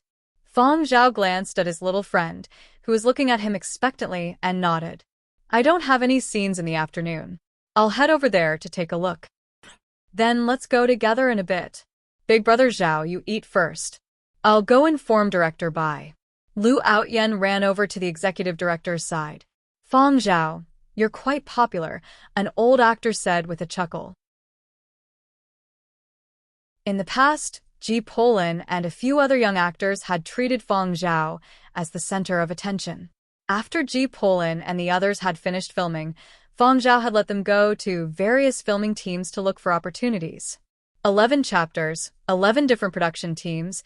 There would always be times when there was a shortage of actors. Playing extras was also a kind of experience.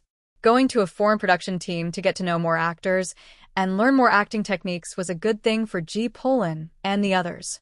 Now, Ji Polin and the others rarely appeared on the Dreamy Chapters production team. Lu Outyen, however, came over from time to chat with Fang Zhao. Not long after, Lu Outyen ran back.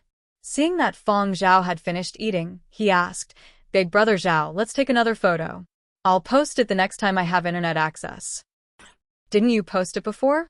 Fang Zhao asked. "Again, I don't have any scenes anymore. If I don't make an appearance, the fans will forget about me. This time, I have to ride on Big Brother Zhao's popularity."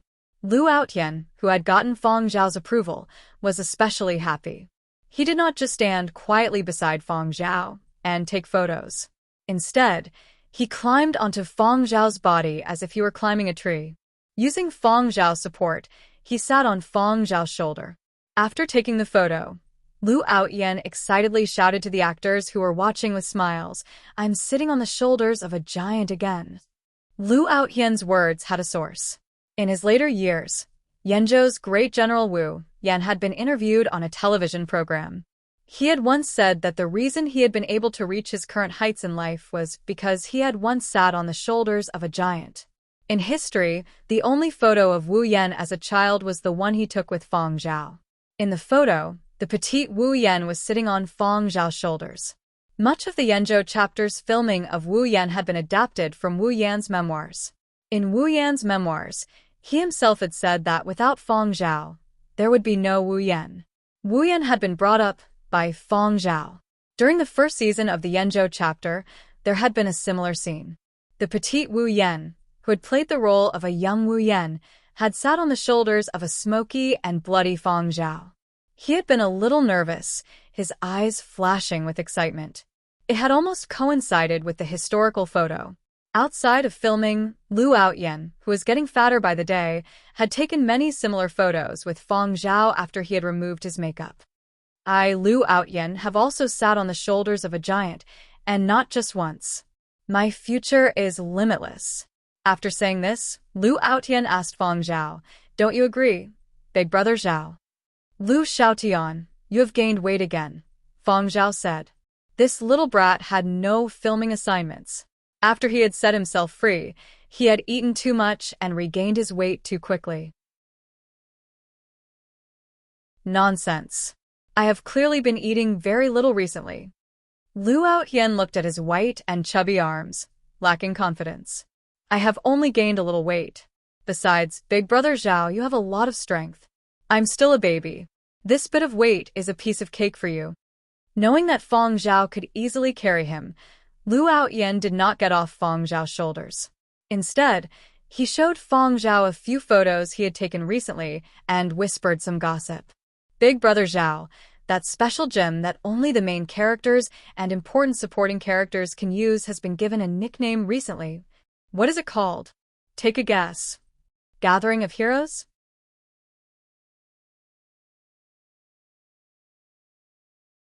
Chapter 320. Why Old Veterans? Because by the 6th and 7th seasons, the heavyweights in the series had started to age. The human body had changed in those 100 years.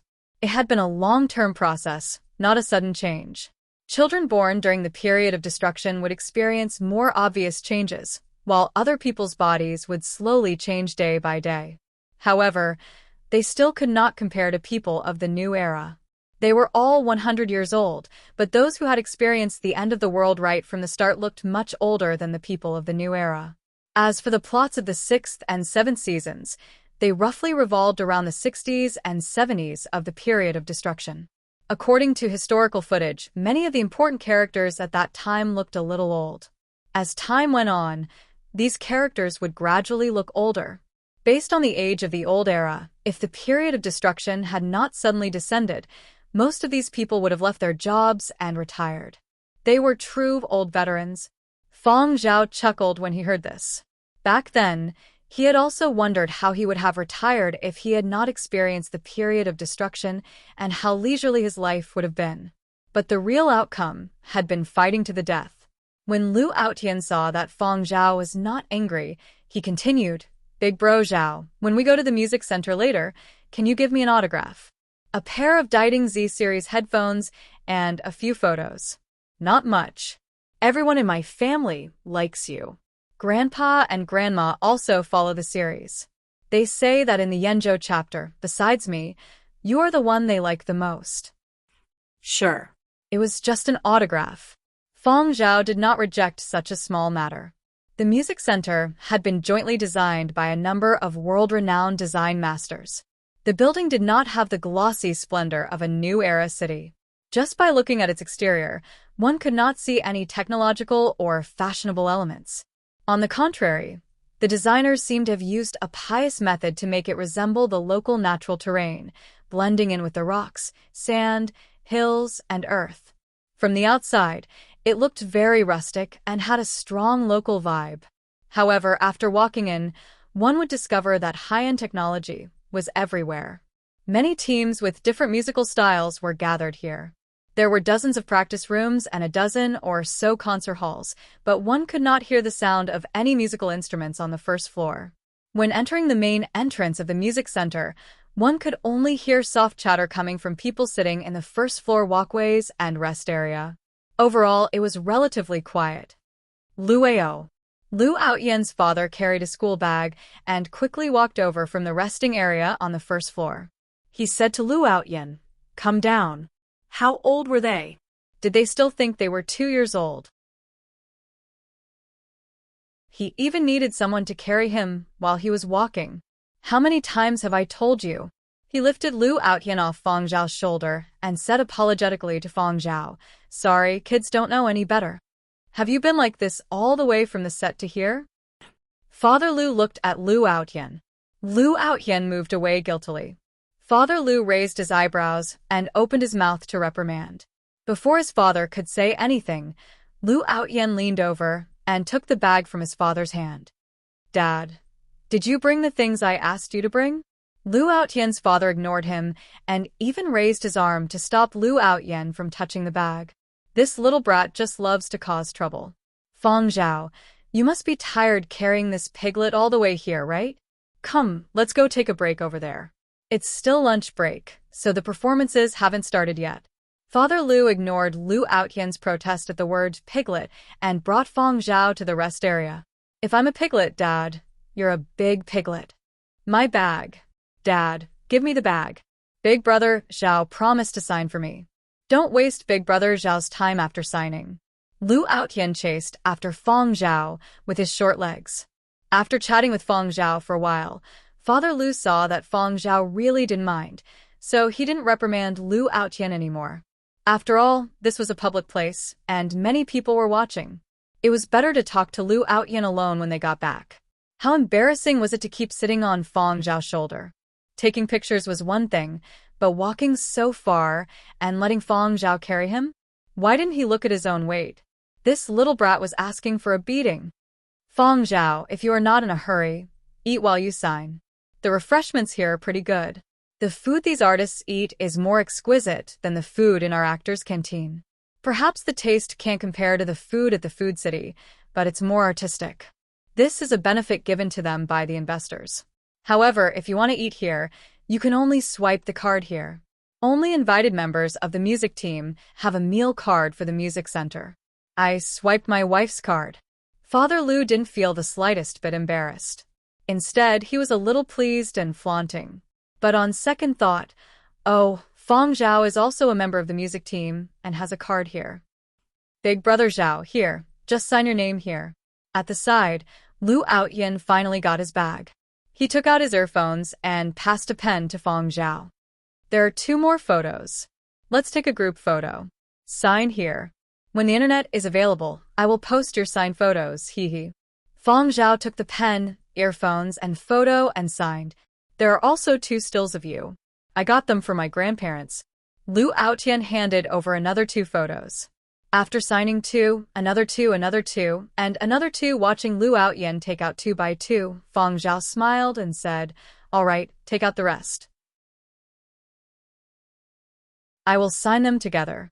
This little brat really had a lot of tricks up his sleeve. Lu Outyan took out all the photos, cards, and whatnot from his bag. Some were for elders, some were for brothers, and there were also neighbors and classmates. In total, there were more than 50. Hee. Lu Outyan was embarrassed and didn't know what to say. All he could do was laugh foolishly. He had lied to Feng Zhao and said it wasn't a lot, but looking at the situation now, it was a little too much. From the corner of his eye, he saw his dad's face darken. After signing all 50 photos, Feng Zhao handed over the signed photo cards and pen. Hey. Thank you, Big Brother Zhao. Order whatever you want to eat. I can swipe my mom's card too. Father Lu pointed to an oval couch not far away and told Lu Outyan, keep it down. If you don't want to eat, go over and sleep. Lu Outyan saw that his dad didn't look too good and didn't dare be stubborn. He reluctantly moved over to the couch, but he didn't want to sleep and couldn't stay idle. His eyes scanned the surroundings, trying to find something fun to do. Coincidentally, he saw a Muzhou actor bringing a dog in, and his eyes lit up. There were quite a few Muzhou actors who brought dogs with them. These dogs were from Muzhou's famous police dog academy. They were adult dogs and could understand a lot of commands. The Muzhou chapter of Founding Era did not lack scenes with dogs. Dogs had always played an important role in Muzhou, and they were heavily written about in historical records. The Cemetery of Martyrs had many tombs and statues of dogs. When choosing dogs for filming, the Police Dog Academy had considered aspects such as their appearance, intelligence, and temperament before transferring a batch over. The Muzhou actors were already familiar with them. After arriving on Planet Y, they brought them with them everywhere to foster a good relationship. During filming, both sides could work better together. The music center did not explicitly prohibit dogs, so the relevant Muzhou actors still brought their dogs with them when they came. Lu Outyan was both afraid and curious about those dogs that were much bigger than him. He couldn't help but tease them every time. Those dogs had all been trained and were leashed. Even if the dogs got angry from being teased, they wouldn't chase after Lu Outyan and bite him. There was someone holding them. But it was also because of this that Lu Outyan became more and more daring. Even though his dad had told him many times not to tease dogs, he still couldn't help but want to. It was the same this time. When he saw a Muzhou actor bringing a dog in, Lu Outyan's legs moved uncontrollably toward the dog. Father Lu was chatting with Feng Zhao about the cast and crew. He also told Feng Zhao some useful things, such as some code words that outsiders didn't know. Outsiders might not understand, but people who had been in the industry for a few years knew that the same words had a different meaning within the industry. Lu Outyan's torment in the cast could be attributed to him being young and insensible. As a father, he had to help him out. He had to remember all the favors he owed and return them later. Father Lu had his own way of doing things to be able to survive in this industry.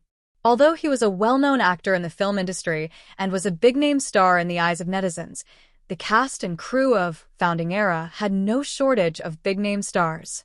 He wouldn't rely on his little background and connections to put on the airs of a senior in front of a newcomer in the industry like Feng Zhao. Of course, as he spoke to Feng Zhao, Father Lu also diverted some of his attention to Lu Outyan. Seeing the brat tease the dog again, Father Lu's head started to burn again. Father Lu had not been familiar with the Muzhou actors in the past, but now that everyone had friends and relatives at the music center, they often came over to freeload on food and drinks. After a while, they had become more familiar and would exchange a few words when they met. Thus, when the Muzhou actor looked over, Father Lu shot him a look and made a few hand signals. Lu Outyan, this little fellow, had not learned his lesson. Lu Outyan, who didn't know anything, was staring at the large dog sitting there obediently, holding a long straw for drinking fruit juice. Muzhou dogs were generally very large. For the sake of the filming effect and to let more people see the majesty of Muzhou dogs, the Police Dog Academy had chosen especially awe-inspiring dogs. The dog sitting there was even taller than Lu Outyan by 2 heads. When Lu Outyan had walked over, the large dog had noticed him and stared at him vigilantly. It also knew that this little brat liked to tease it. When Lu Outyan approached, it would let out an impatient growl. From a distance, Lu Outyan stretched out his arm and anxiously poked the large dog with a straw. The large dog growled, got up, and took 2 steps toward Lu Outyan. Actually, it was just the length of the leash. Usually, it would just scare people like this and would not use its strength to struggle free of the leash. Lu Outyan had been scared like this a few times before. After a few times, he was not that afraid anymore. Very experienced, he took a few steps back, just in a position where the dog could not touch him. Then, clatter. The man and the dog looked over and saw the leash on the ground. Lu Outyan, turn around and run. The large dog looked at the leash on the ground and raised its head to look at the Muzhou actor. Seeing the actor make a hand signal, the dog immediately chased after Lu Outyan. Lu Outyan quickly turned his head to take a look. Seeing the large dog chasing him, he was so scared that he screamed and ran toward his father. Given Lu Outyan's short legs, how fast could he run? The large dog looked like it was chasing him closely, but it was not running at full speed. When the people around saw this, they knew it was teasing the child. Father Lu got up and walked over. He opened his arms and prepared to scoop up his son, thinking to himself, have you learned your lesson this time? Unexpectedly, Lu Outyan turned around, bypassed Father Lu, and headed toward Feng Zhao. He climbed up Feng Zhao's shoulder with practiced ease. Father Lu. The large dog stopped about 5 steps away from Feng Zhao. Its nose twitched, and it looked at Feng Zhao suspiciously. It took a step closer and sniffed, vigilant and curious. Following that, it turned its head suspiciously to look at the Muzhou actor walking over and snorted. Father Lu's face darkened. He picked up Lu Outyan from Feng Zhao's shoulder and gave him a slap on the butt. Let's see if you can still tease dogs in the future. The Muzhou actor who had walked over picked up the leash and smiled at Lu Outyan. Little friend, don't do that again. If the dog is not on a leash, you'll get bitten. Did you hear that? Father Lu chided in a low voice. The Muzhou actor saw the dog sniffing in the air from time to time. As it sniffed, it took a step closer to Feng Zhao. This dog is well trained, Feng Zhao said. Hearing the praise of his own continent's dog, the Muzhou actor was happy. Of course. Our Muzhou dogs are all smart. Furthermore, it graduated from the Police Dog Academy. It's the cream of the crop. If you want to raise a dog, halfway through a sentence, the Muzhou actor paused. When he had first learned of Feng Zhao, it had not been because of Feng Zhao's status as a composer or actor. It had been because of Feng Zhao's dog that had stirred up trouble in Muzhou. Thus, The Muzhou actor changed the topic. That curly hair of yours is pretty good too. Why didn't you bring him along? Fang Zhao replied, he still has a mission. The Muzhou actor had a look of understanding. He guessed that Fang Zhao had definitely gotten curly hair to act in commercials or television dramas to earn money. After all, that dog's net worth was among the highest in the world. Foreigners loved to do such things. But at the same time, there was some disdain in their hearts. They couldn't stand foreigners using dogs as tools to earn money. Regardless of what he was thinking, the Muzhou actor did not show it on his face. He still chuckled and said a few more words to Fang Zhao and Father Lu before leaving with the dog. But as he left, that big dog turned back to glance at Fang Zhao suspiciously. Its nose sniffed the air again, and it let out a low whimper. If its personal trainer was here, he would surely know what it was trying to say. Fang Zhao had the scent of its own kind on him. Every few days, Fang Zhao would go to the base to check on curly hair. Even if he changed his clothes every day, as long as Fang Zhao did not purposely remove the smell, some of curly hair's scent would still remain. But the Muzhou actor did not understand. He just thought that the big dog was still angry at Lu Outyan. And the curly hair that he thought Fang Zhao had left on Earth to earn money was actually working overtime at the Y base. Fang Zhao did not continue staying here. After informing Father Lu, he headed over to the concert hall. It was almost time. He went to look at the performance list of each concert hall and chose which one to listen to in the afternoon. After Fang Zhao left, Father Lu brought Lu Outyan along to apologize to the people sitting in the lobby on the first floor. Each person was given a cup of tea. It wasn't anything expensive, but it was still a gift. Just now, their side had been a little noisy, and someone had frowned. He couldn't pretend that nothing had happened. He also used this opportunity to tell Lu Outyan not to make too much noise here, and to forget about flirting with dogs in the future. After walking around, Father Lu decided to bring Lu Outyan to watch a performance. What are you waiting for? Hurry up, Lu Outyan's father urged when he saw Lu Outyan walking slowly. My legs are weak.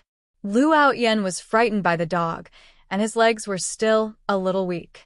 Just now, when his father apologized to him, he endured it and did not say anything. Now, he could no longer endure it. Let's see if you can still flirt with dogs in the future. Lu Outyan's father went over and picked Lu Outyan up. He had no way of learning from Fang Zhao. He couldn't carry his chubby little fellow on one shoulder, so he could only let Lu Outyan ride on his neck.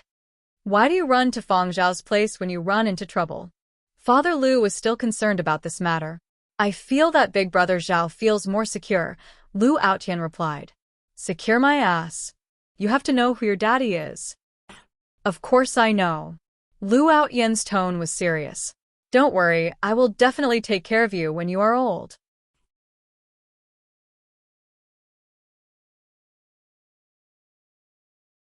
Chapter 321.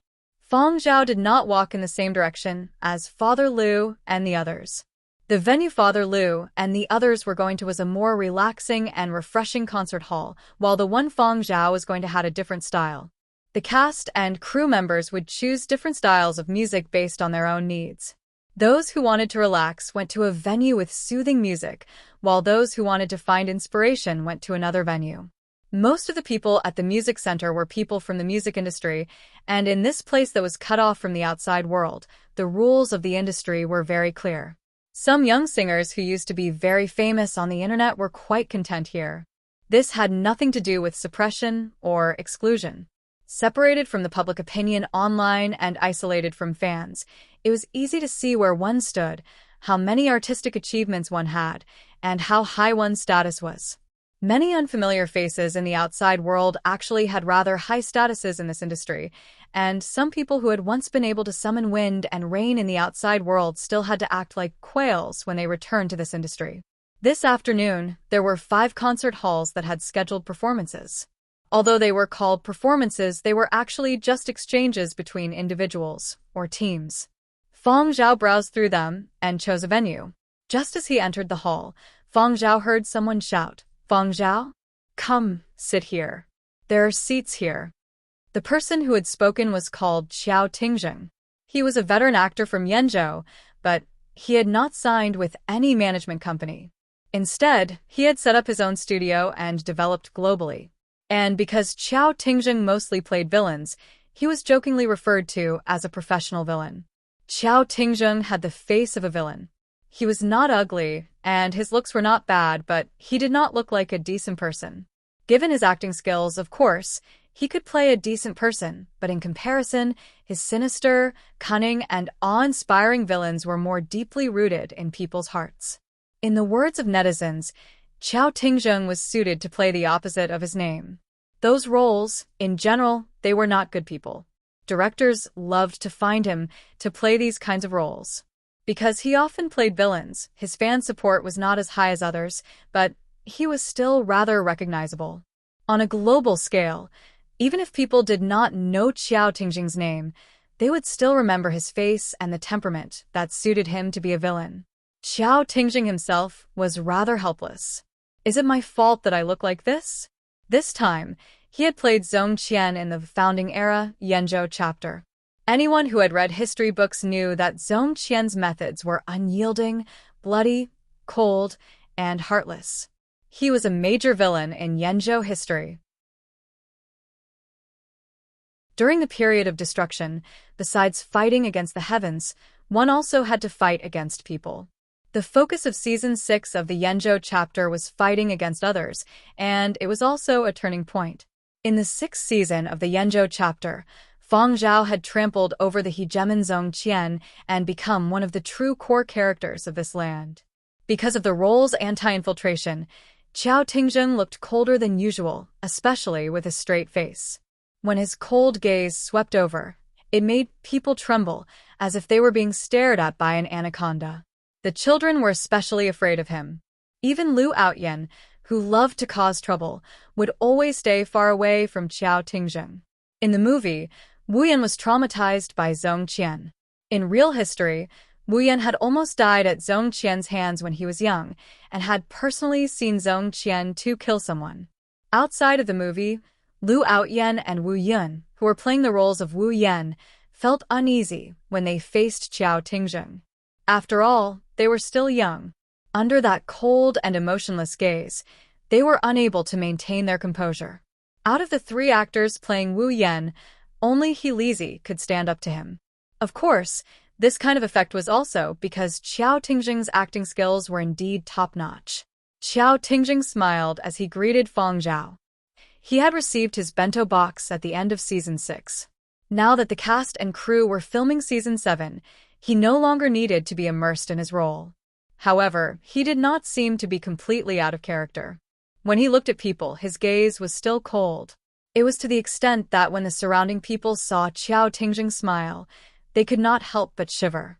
They always felt that this person's smile was very scary.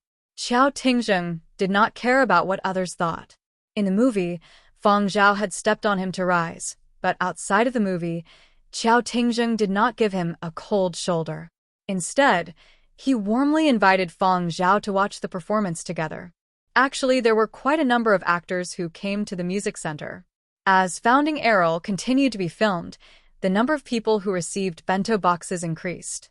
There were even more people who were idle and unwilling to leave the cast and crew. When they had nothing to do, they would come to listen to performances and interact with actors from various continents and expand their social network. There were quite a number of people who interacted with Qiao Tingjing, but very few people were willing to sit beside him while watching a performance, so both sides of Qiao Tingjing were empty. Fang Zhao did not reject the invitation. He walked over and sat beside Qiao Tingjing.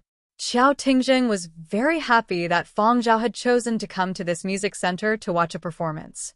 Qiao Tingjing gave Fang Zhao a thumbs up.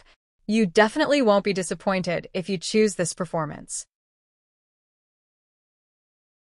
They are all god-level singers who are ranked globally. Perhaps they are not that famous online, but in the music circles, they are all like this. Oh, I just heard someone from the cast and crew say that you brought that little fellow Lu Outyan along. Qiao Tingjing asked. Yeah, I left him to his dad, Fang Zhao replied. Qiao Tingjing scoffed. That little fellow is quite young, but he is especially crafty and ruthless. Otherwise, With so many people around the world competing for the role of young Wu Yan, there are so many people who are better than him in terms of family background and trophies. So many kids competed for the role of young Wu Yan, but in the end, he still managed to snatch it. Another reason is that he hardened himself to reduce his weight and look like the character should. In the end, the director and the committee of 100 chose him. How can he stand out if he doesn't strive a little? Feng Zhao asked. Seeing that Feng Zhao was not surprised, Qiao Tingjing laughed. Seems like I worried too much. He had been worried that Feng Zhao had been deceived by that little fellow Lu Outyan's naive appearance. He had not expected that Feng Zhao had already seen through it. After a while, Qiao Tingjing suddenly asked, I heard that many actors from Yenzhou sought you out to discuss their roles? I also heard from a friend that you are a member of Yenzhou's historical advisory team and have a deep understanding of Yenzhou's history. Feng Zhao waited for the other party to continue. I know a little, but not very much. Then, what kind of person do you think Zhong Qian is? Qiao Tingjing asked. Zhong Qian had risen from insignificance during the period of destruction. From ordinary to resplendent, then to his downfall. In the long river of history, he had only blossomed for a short while, but he had brought about countless shocks. He had once been the faith of the people of that region and had countless fanatical followers. He had once dominated a region. In that era of despair, it was he who had brought the survivors of that corner of the continent out of hell, but he had stubbornly led people into another abyss. The people of that era were not soft-hearted. The leaders had their own methods, but none of them were as extreme as Zhong Qian. Zhong Qian. Feng Zhao's gaze was unfocused. It was as if he was looking at a certain point in the void. He is a savior who has taken the wrong path. Qiao Tingjing looked at Feng Zhao in astonishment. He lowered his eyes and was silent for a while before letting out a hearty laugh. His eyes seemed to have a fiery glow. Exactly. The human heart had always been biased. One's position determined one's brain, and one's standpoint determined one's direction of thinking.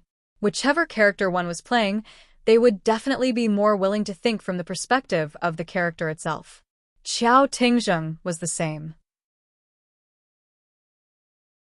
If one was too immersed in the character, they would have a kind of emotion that others could not understand. Although in Yenzhou's history books, Zhong Qian was an absolute villain that everyone cursed at.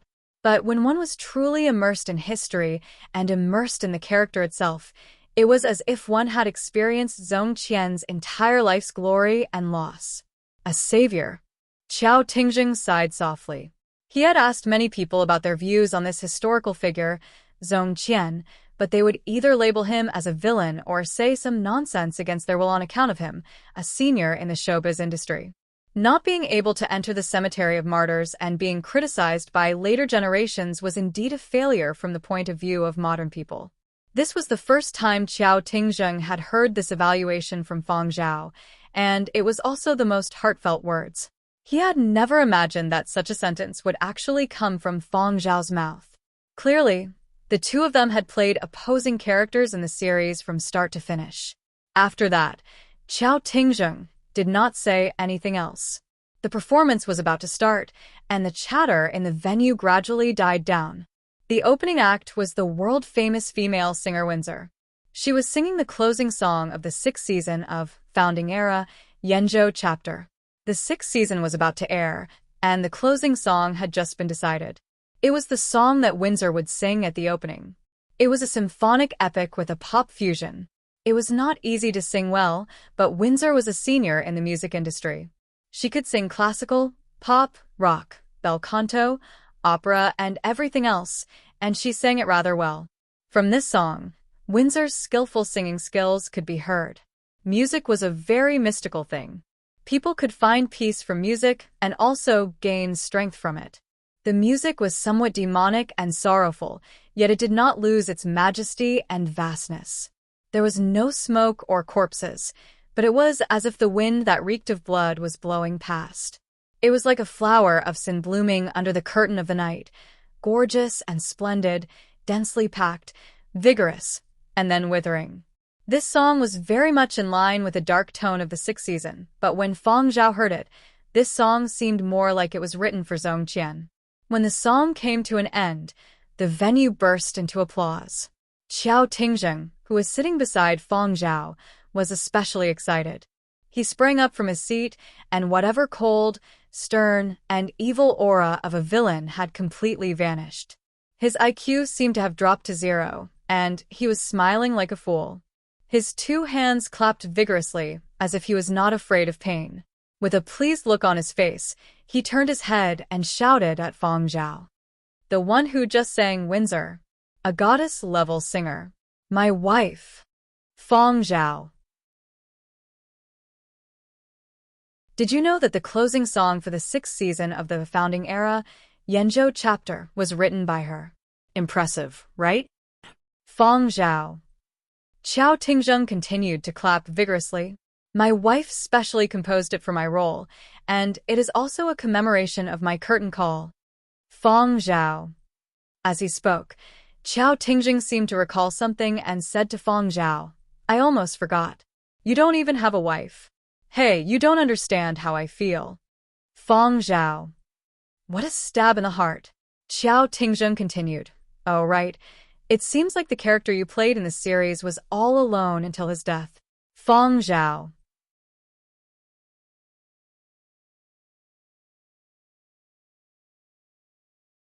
Chapter 322. This time, Feng Zhao saw a different side of Qiao Tingzheng. Windsor had sung 3 songs in this afternoon's performance.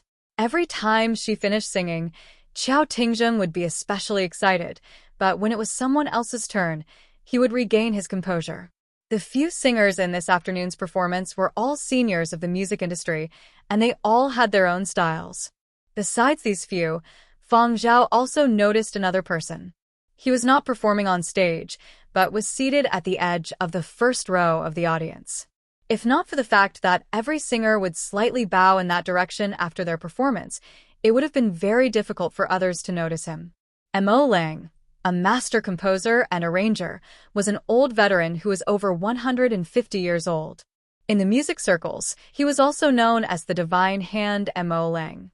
He was a genius from the same generation as Xuejing and had even won the Galaxy World Medal, which Xuejing had yet to receive. His artistic achievements and contributions were incomparable to many people. He was truly at the top of the music industry. At the same time, Mo Lang was also the chief judge of the production team's music team, and his words carried a lot of weight. Mo Lang was not as amiable and approachable as Xuejing. He looked more serious and reserved. In the eyes of an old man, there was only art. When the old man looked at people, his mind was probably filled with musical notes. When the afternoon performance ended, the people in the venue gradually left. Venerable Mo did not stay either.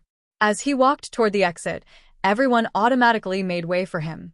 The old man was getting on in years, and bumping into each other was not good.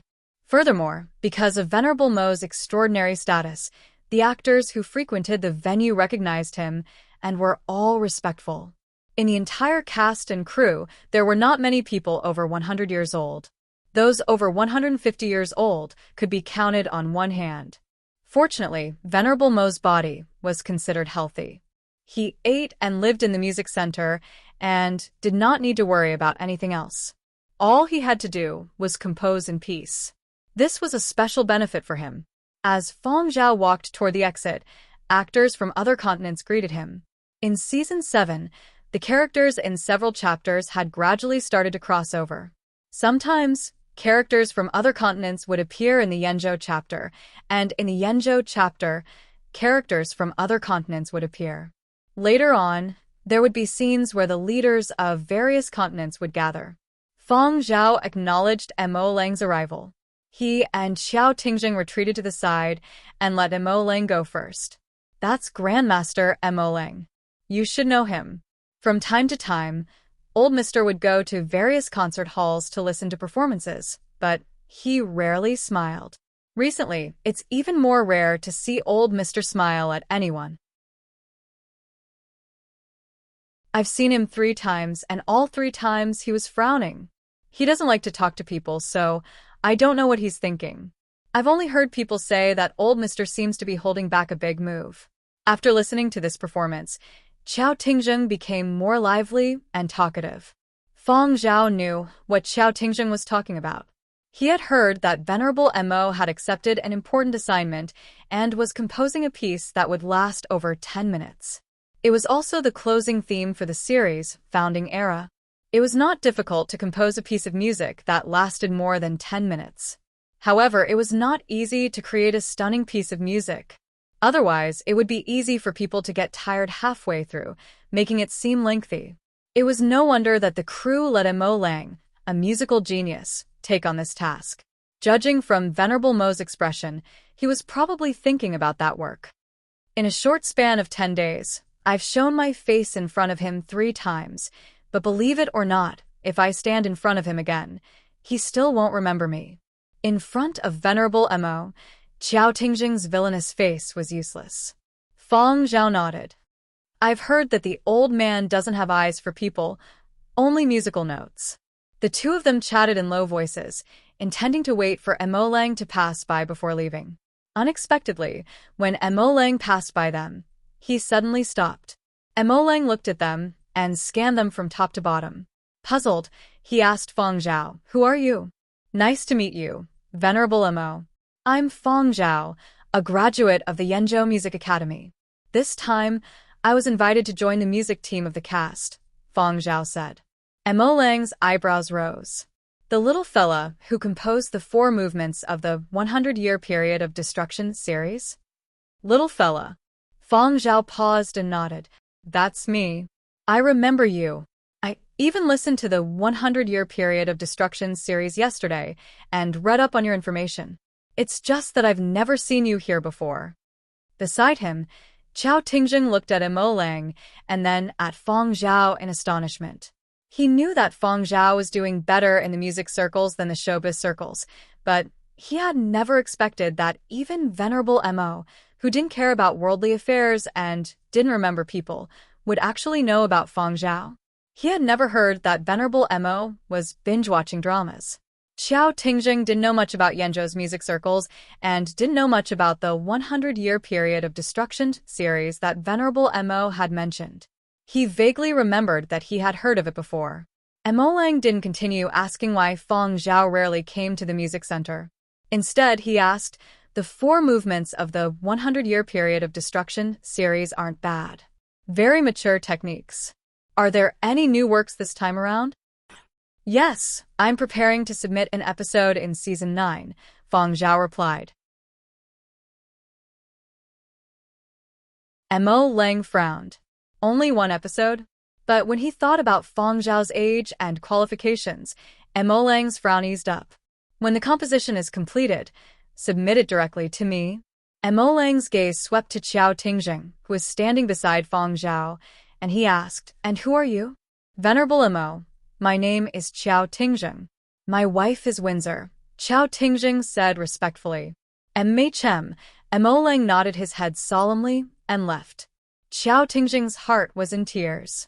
It wasn't easy for Venerable Mo to remember him because of his wife and a perfunctory Enrich. Mo Lang didn't speak to anyone else and didn't even spare them a glance. He left and once again immersed himself in his own world. Everyone was already used to this. At Mo Lang's level, he didn't really care about anything else. However, many people in the hall looked at Feng Zhao strangely. "Feng Zhao, what's your relationship with Venerable Mo?" someone asked. "It's no big deal. It's also my first time speaking to him," Feng Zhao replied. However, many people didn't believe Feng Zhao's words. Who was he trying to bluff? If there was no big deal, why would Mo Lang ask Feng Zhao to submit his work directly to him? Some people secretly decided to tell their friends and relatives in the music industry about this and see if they could get some information. After all, it was too difficult to make Mo Lang remember someone. Without sufficient artistic achievements, there was simply no way to leave a deep impression on Mo Lang. After leaving the music hall, Feng Zhao and Qiao Tingjing parted ways. He went to visit a few seniors while Qiao Tingjing went to look for his wife. By the time Feng Zhao left the music center, it was already evening. He had dinner in the music center's canteen before returning to work on his unfinished work. After that, Feng Zhao spent most of his free time outside of filming composing. Actually, Fang Zhao didn't know why Mo Lang had asked him to submit his work to him the first time they met. According to normal procedures, there would have been a first and a second trial before the work would appear on Mo Lang's desk. But hearing Mo Lang mention the 4 movements of the 100-year period of destruction series, Fang Zhao guessed that Mo Lang had given him the go-ahead because of this. Maybe he thought highly of Fang Zhao's composing ability, or maybe he wanted to seek inspiration from Fang Zhao's work. However, these were all secondary. Mo Lang wouldn't accommodate his work just because they had a good relationship.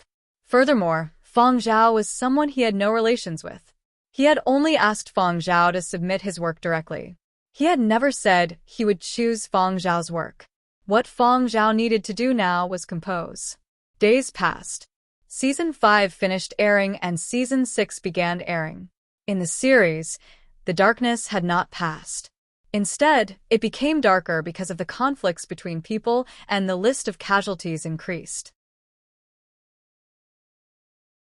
During the closing credits, audiences habitually looked at the rolling credits, the names of the casualties, and the grave numbers. After that, they would pay attention to the singer and composer of the closing credits. A distant voice, a stunning yet beautiful rock and roll electronic music. The combination was flawless.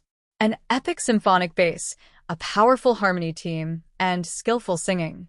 The climax was like a heavenly bel canto, bringing about a strong emotional impact. A certain film forum in Yenzhou. This voice is a little familiar. I don't need to look at the credits. I know it's Windsor the moment I hear her voice. If I had this voice, why would I go to school? Why would I take exams?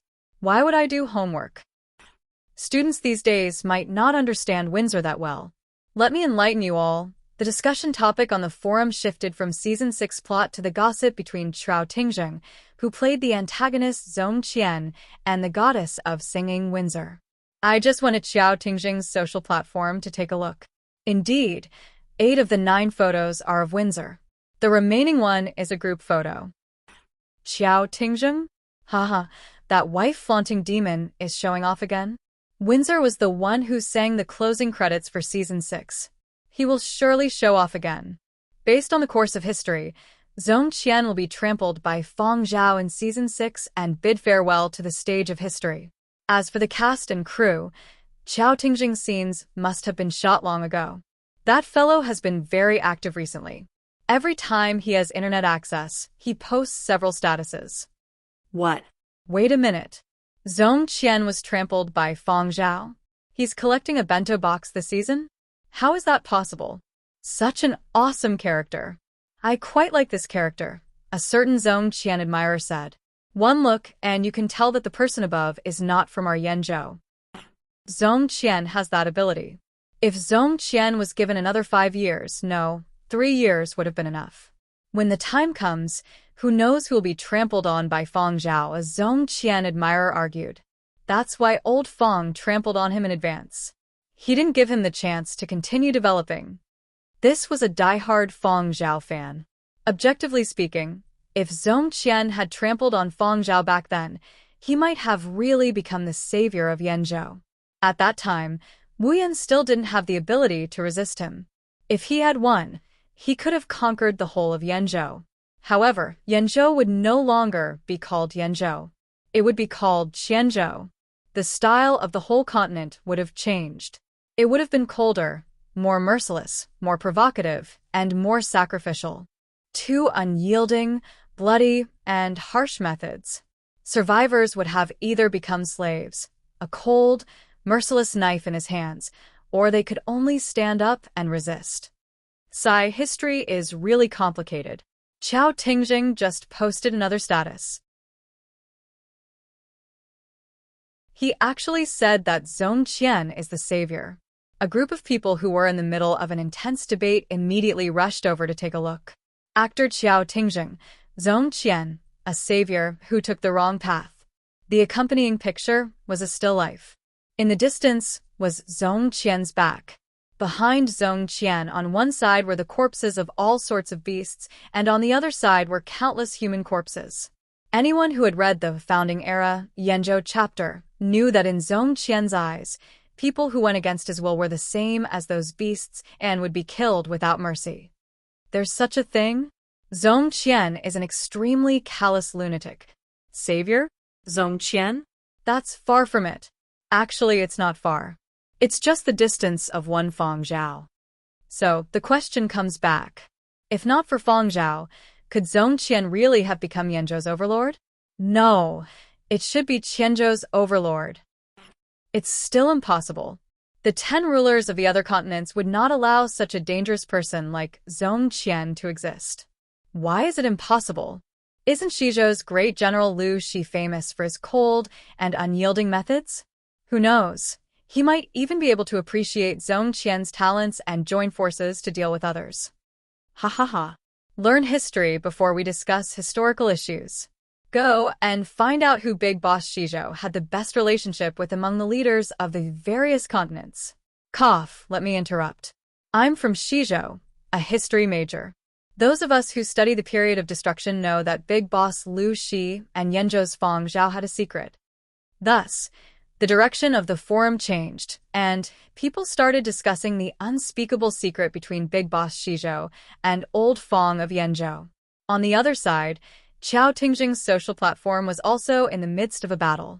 Many people were dissatisfied with Qiao Tingjing's use of the word savior. They felt that Qiao Tingjing was making an enemy out of the people of Yanzhou. Don't tell me he's addicted to acting as a villain and has started to go against society and humanity. I knew it. One look, and I knew this person wasn't a good person. If Zhongqian is a savior, then what is Feng Zhao? And what kind of status does he place Wu Yan in? Everyone stop talking. Qiao Tingjing has not been a Yanzhou citizen for a long time. Teacher Qiao, have you asked Feng Zhao about this? Far away at Planet Wise Music Hall, Qiao Tingjing received an emergency call from his agent. Brother Qiao, have you seen the direction of the discussion online? His agent asked. I have, but those words aren't wrong. If Zhongqian hadn't walked the right path, he would surely have done something even greater. Furthermore, Zhongqian was the one who conquered more than 10 cities in western Yanzhou. If not for Zhongqian, during the early stages of the period of destruction, at least 60% of the survivors of the 10 cities in western Yanzhou would have been lost. There is historical evidence for all this. Since we have to face history squarely, Zhongqian is definitely at fault, but we can't ignore his contributions. Also, those words were said by Feng Zhao. Don't get agitated. Calm down, I didn't say what you said was wrong. I only said that the timing of your posting was not right, and it just so happened that your old rivals hired people to mess with you. This matter can be easily resolved. You don't have to worry. I just wanted to remind you that you haven't completely left your role. Every time you update your status online, you have to calm down. Weren't you quite smart in the past? That bunch of entertainment media outlets are looking for trouble. All right, I didn't think this matter through thoroughly. I will post another explanation. After the call ended, Qiao Tingjing prepared to defend himself. He typed, I asked, and those words were said by Feng Zhao. After typing, he hit send. Send failed. He looked at the time again. 2 hours had passed, and the entire region was once again disconnected. Qiao Tingjing. Fortunately, he had already explained things to his agent. His agent would definitely be able to settle things. Qiao Tingjing relaxed. He tossed his communications device aside and went to accompany his wife for dinner. Things were indeed as Qiao Tingjing had thought. His agent realized that the cast and crew were disconnected, so he logged into Qiao Tingjing's account, edited a similar message, and posted it, telling everyone that those words were said by Feng Zhao. He also got people to find some historical evidence to prove that Zhongqian had indeed saved many people in the past, but his contributions had been overshadowed by even more mistakes. Battlefields were everywhere. There were too many right and wrong in the entertainment industry, and many people loved to stir up trouble. Those in this line of work were already used to it. Furthermore, if this matter was handled well, it would actually be beneficial to Qiao Tingjing.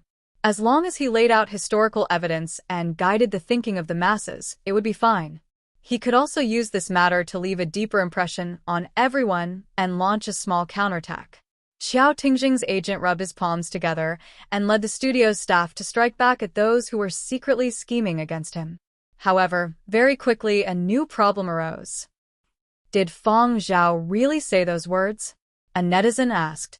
Why am I getting more and more confused after reading all this? Which Fang Zhao are you talking about? Which Fang Zhao is Xiao Tingjing talking about? Which Fang Zhao did these words come from? Right, which Fang Zhao? I was just about to ask. Is it the one in the series or the one outside? Which Fang Zhao? Xiao Tingjing's agent had a blank look on his face. How would I know which Fang Zhao said those words? The entire Y cast and crew had been disconnected, so there was no way to ask.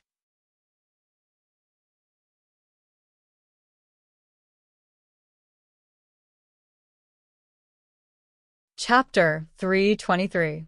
Regardless of the debate online, regardless of what stories those people in the entertainment media came up with, Fang Zhao simply had no time to pay attention to them.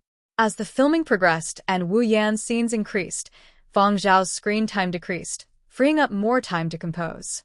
The cast and crew also realized that Fang Zhao was spending less time on set. As time went on, everyone started to miss the old days. Without Fang Zhao, the big eater, around them was a bunch of people who couldn't eat. Eating was as difficult as taking medicine, and they had no appetite. As a result, everyone's appetite had decreased. Therefore, whenever there was a chance, Fang Zhao would be dragged along by the director to eat with everyone else. That day, Fang Zhao was asked by Director Bai of the Dreamy Chapters production team to eat a box lunch with everyone else.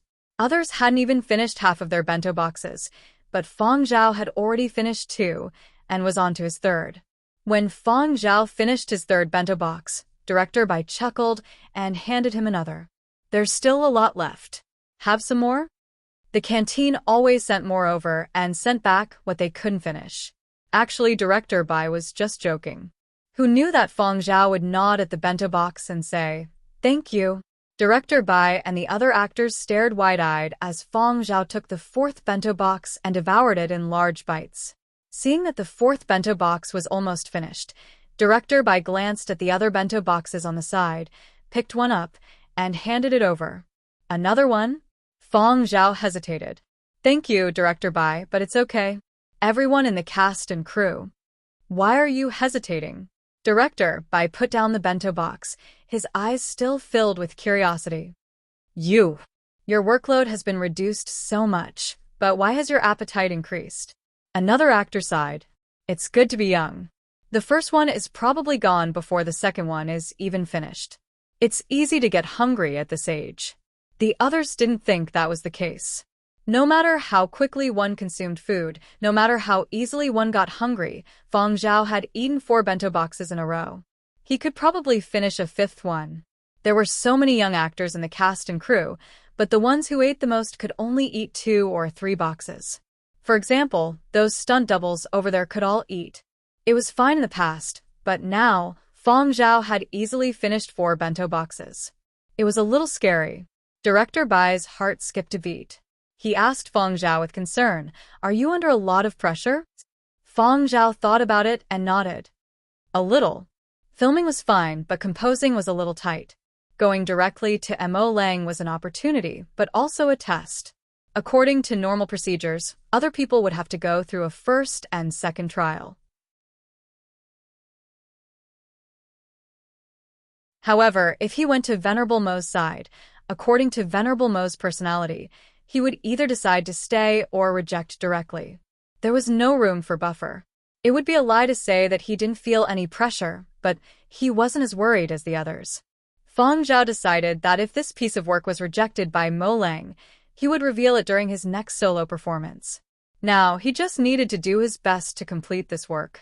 However, in the eyes of others, Fang Zhao's a little pressure meant that he was under a lot of pressure. Director Bai was worried. But this kind of thing was too common in the crew. It would be strange if they didn't feel pressured. He patted Fang Zhao on the shoulder and let out a long sigh. "It hasn't been easy for you either." It wasn't easy for a young actor to shoulder such a heavy burden. Fortunately, Fang Zhao played his role very well. The netizens praised him more than criticized him. With the start of Season 9 getting closer and closer, Fang Zhao was definitely under a lot of pressure. All the actors and the crew were the same. The closer they got to the point of death, the more restless they became. Director Bai knew that Fang Zhao often went to the concert hall, so he didn't think too much about it. He just thought that Fang Zhao went to listen to performances to adjust his mood. The director team was busy filming every day and simply had no time to pay attention to other things. Naturally, they didn't know that Fang Zhao spent most of his time composing. Nighttime. Fang Zhao was in his dormitory, finishing up the final touches. In the quiet room, the nib of the pen scratched against the paper. When he finished writing the last note, endless exhaustion seemed to seep out from his bones. Tired. Extremely tired. Much more tiring than continuous high-intensity filming. Fang Zhao stared at the paper notebook in his hands in a daze.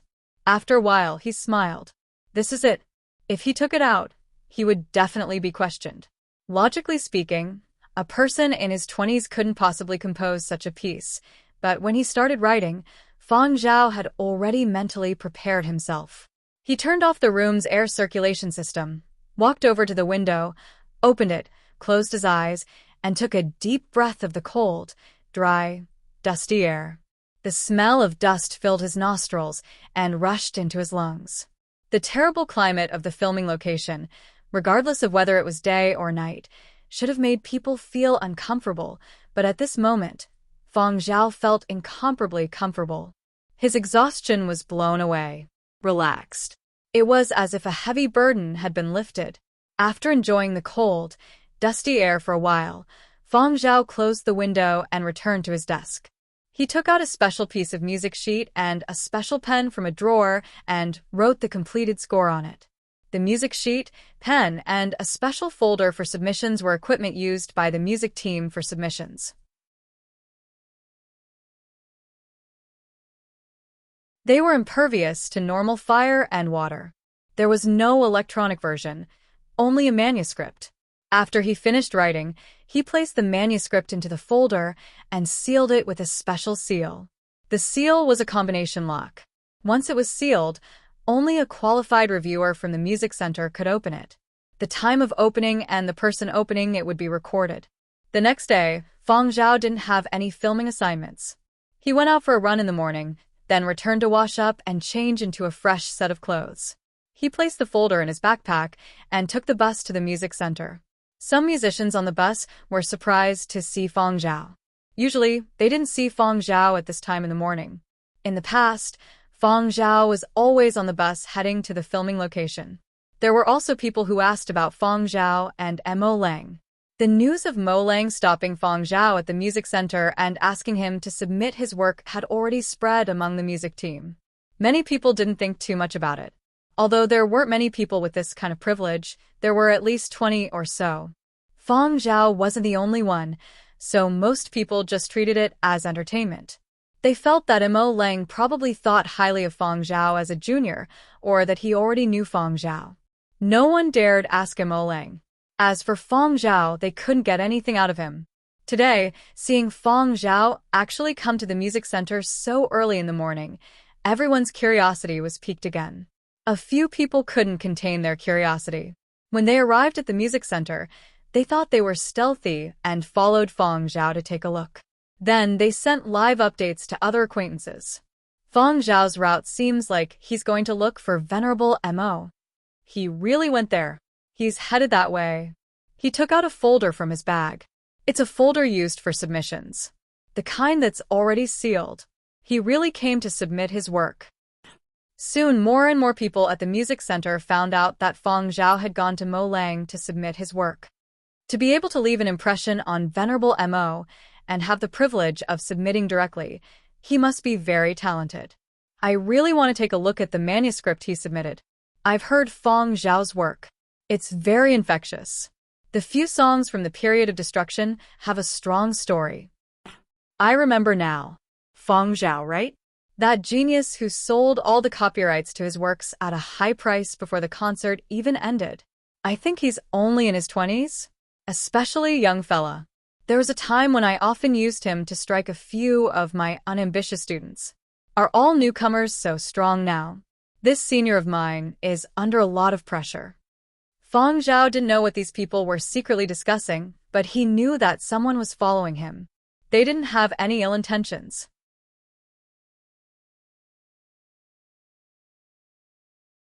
They were just curious if he was going to Venerable Mo's place.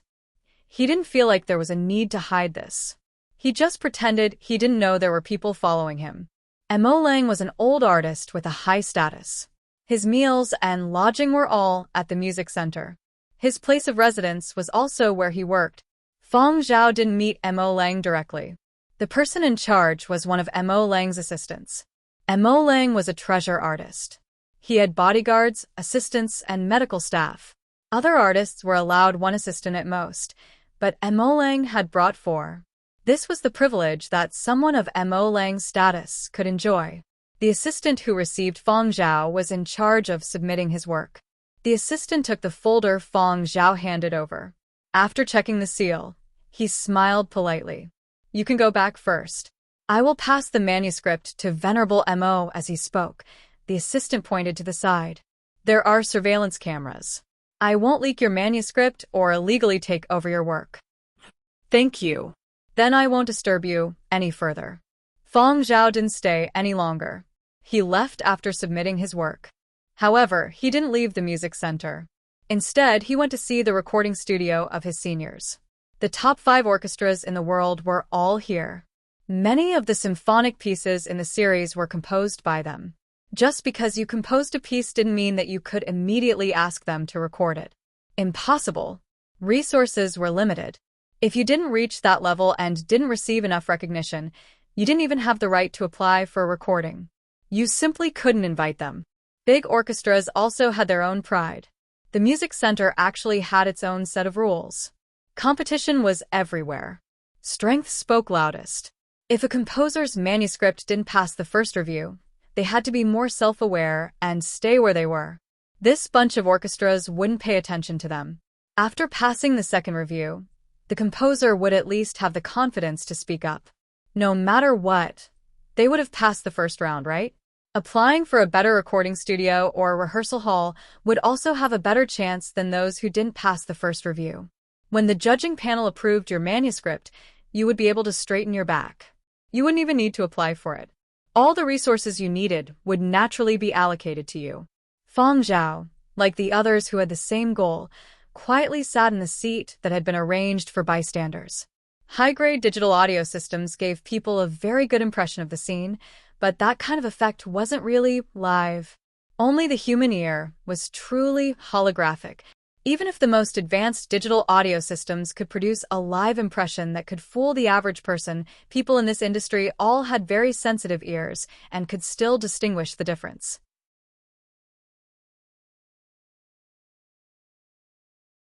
This was also why, in the technologically advanced new era, many people still like to go to concert halls to listen to performances.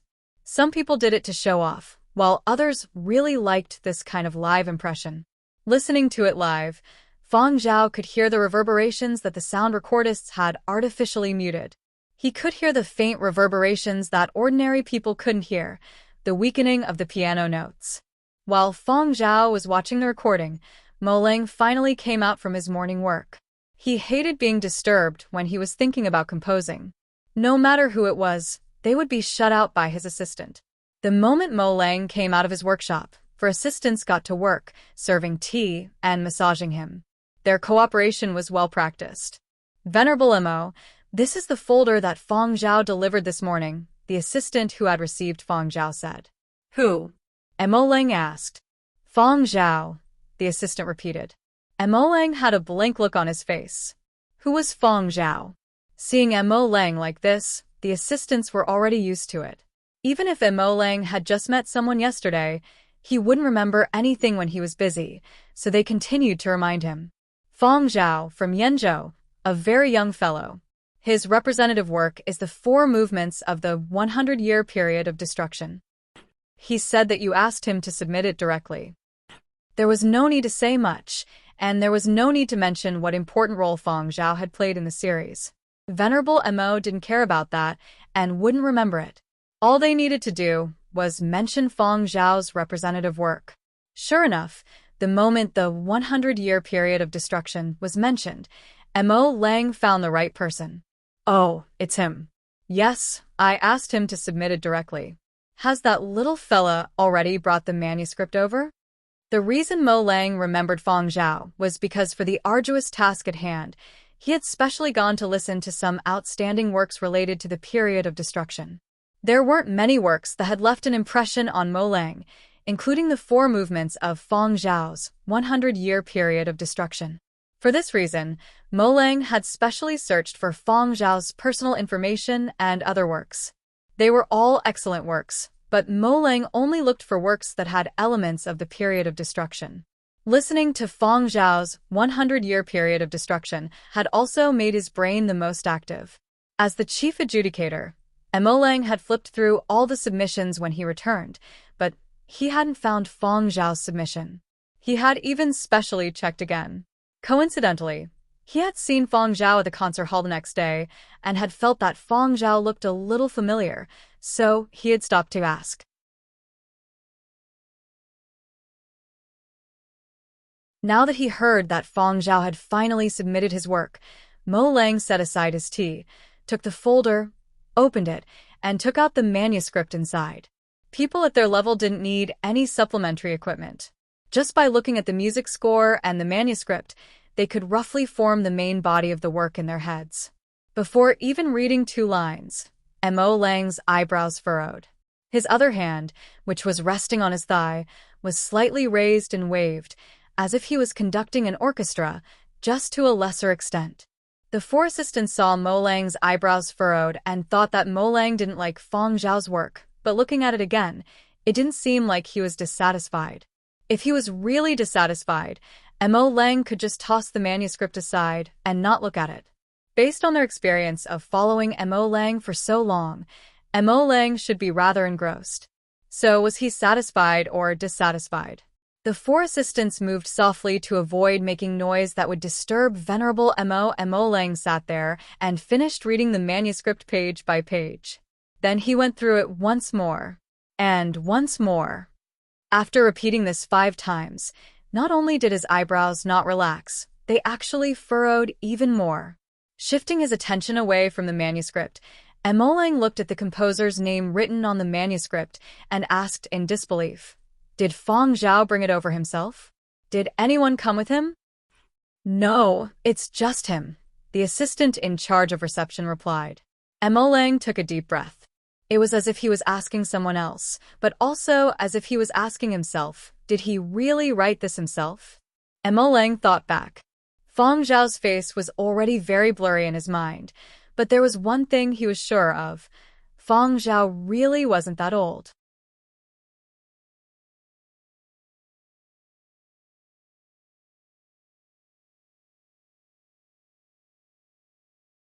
Chapter 324. Mo Lang did not dare believe it, but he did not want to think badly of Fang Zhao. Fang Zhao's 100-year period of destruction had been pretty good. What is Fang Zhao's background? Does he have any special experiences? Mo Lang asked one of the assistants. The assistant was in charge of helping Mo Lang organize all sorts of information. Hearing Mo Lang's question, the assistant immediately replied, "Fang Zhao is young, but he has more special experiences than others."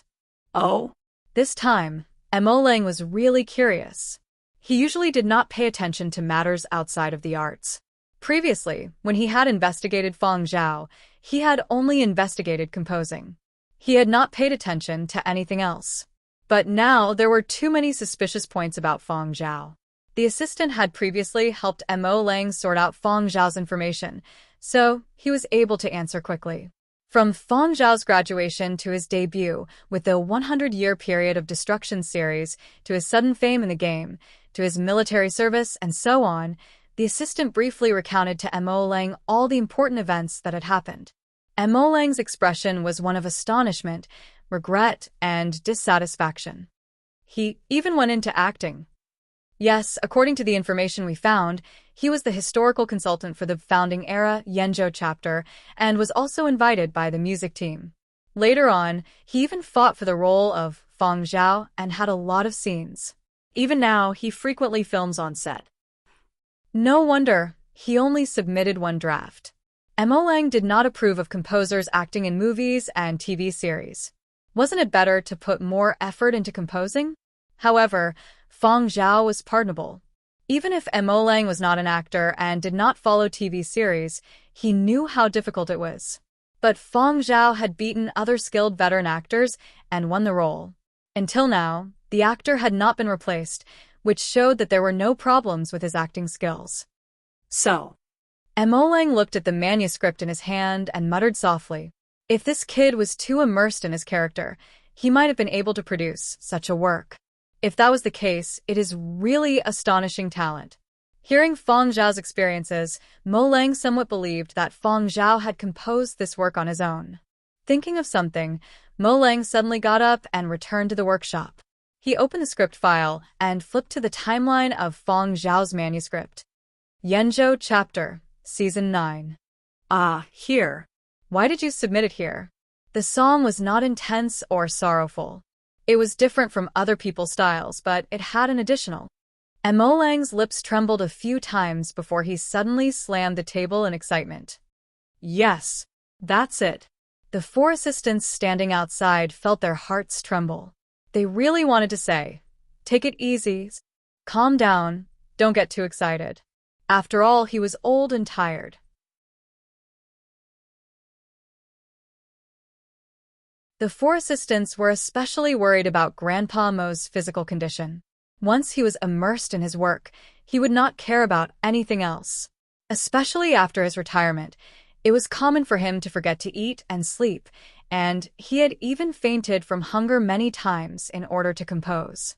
Now that he was here, the four assistants were taking turns to guard him, afraid that he would lose consciousness if they were not careful. Mo Lang was still inside, muttering something to himself in a low voice. The four assistants couldn't hear him clearly, but they could see that Mo Lang was so excited that his hands were trembling and his old face was glowing with the glory of enlightenment. Having been by Venerable Mo's side for so long, they could not remember the last time Venerable Mo had been this excited. But now he was actually this excited because of a musical score that Feng Zhao had submitted. Mo Lang took a deep breath and told his assistant, "Inform Feng Zhao. Tell him to make a trip here." After saying that, Mo Lang flipped through his contact list and called Roman, the production team's executive director. Roman had been badly battered these past 2 days. As filming progressed, not only was the pressure on the actors increasing, but he himself was as busy as a spinning top. He wished he could split himself into two. The dark circles under his eyes had deepened, and his temper was even more irritable than before. His face was black all day long. At this moment, Roman was lecturing someone. A certain big-shot actor had secretly drunk a little yesterday and had an additional filming assignment at the last minute. His mental state could not keep up, and he kept making mistakes. Roman just happened to catch him. He had hit the nail on the head. Just as he was about to flip out, Roman heard his personal phone ring. It was an internal phone on the set, and it was a call from someone he had no choice but to answer. Roman fished the phone out of his pocket and glanced at it. The angry expression on his face receded slightly, and he walked over to the pantry to answer the call. His tone became respectful. "Venerable Mo? What? Are you asking about Feng Zhao?" Roman had originally thought that Venerable Mo was calling to talk about a certain scene's accompaniment music. He had not expected that Venerable Mo would actually ask about Feng Zhao. That's right. That kid is still filming. Lately, his screen time has decreased a lot, but I heard that he's under a lot of pressure and is too immersed in his character. Sigh, you don't know, but actors in a production crew are all like that. At times like this, no one can relax, but his physical condition is still alright. He can eat 8 box meals a day and still go out for a run and hit sandbags. That's right, his screen time will end in Season 9. That's right, that's right. That kid is indeed a genius. Not your average genius. I was the one who discovered him. The rest of the cast and crew could only see Roman's movements and expressions through the glass window. They could not hear what he was saying, but quite a number of people could see that Roman's gradually smiling face. That's weird. It's rare for Roman to have such a pleasant expression today. He's smiling so happily. Who is he talking to? Someone whispered to the person beside him. The actor who had just been lectured heaved a sigh of relief. He had finally passed today's hurdle. Now that Roman was in a good mood, he would not continue lecturing others. In the pantry, Roman answered Mo Lang's question. Although Mo Lang did not say why he was asking about Feng Zhao, Roman could tell that Mo Lang thought very highly of Feng Zhao. Feng Zhao was under a lot of pressure now. He was so immersed in his character that he could eat 8 box meals a day. These were all rumors that Roman had heard from the cast and crew. As for whether it was true or not, Roman did not verify it. He simply did not have the time. Now that Mo Lang had asked, he just replied casually. Mo Lang did not ask too much. After a few more sentences, he hung up. Roman recalled Mo Lang's tone over the phone and could not help but chuckle. To be able to receive praise from a top-notch artist like Mo Lang, Feng Zhao was really capable. This pair of all-seeing eyes of mine. How did they grow up? They're really too amazing. Elsewhere, after Feng Zhao received a notification from Mo Lang's assistant, he quickly went upstairs. This time, he was not blocked outside and was directly brought in by the assistant. Venerable Mo, you were looking for me? Feng Zhao saw that Mo Lang was still holding his music score in his hand. He then observed Mo Lang's facial expression and had a guess. When Mo Lang heard this, his attention shifted away from the music score. He had just gone through the music score in his head again. Even though he had guessed that Feng Zhao had composed it because he was immersed in his character, to be able to compose such a piece was too difficult. This was already not something that could be described as an ordinary genius. Feng Zhao. Mo Lang raised his hand and waved the music score in his hand. His gaze suddenly became sharp as he asked, enunciating each word, "Did you compose this yourself? Did you complete it independently?" "Yes, I completed it independently." Feng Zhao did not avoid Mo Lang's gaze. "Very good." The way Mo Lang looked at Feng Zhao was as if he had seen a rare treasure. "Come over here and take a seat. I have a few questions to ask you." From the creative concept to the technique used to the main emotional theme of the piece, Mo Lang asked about everything. The more he heard from Feng Zhao, the more Mo Lang believed that this was indeed Feng Zhao's own work. Whether it was an original work or not, he could still tell from these questions.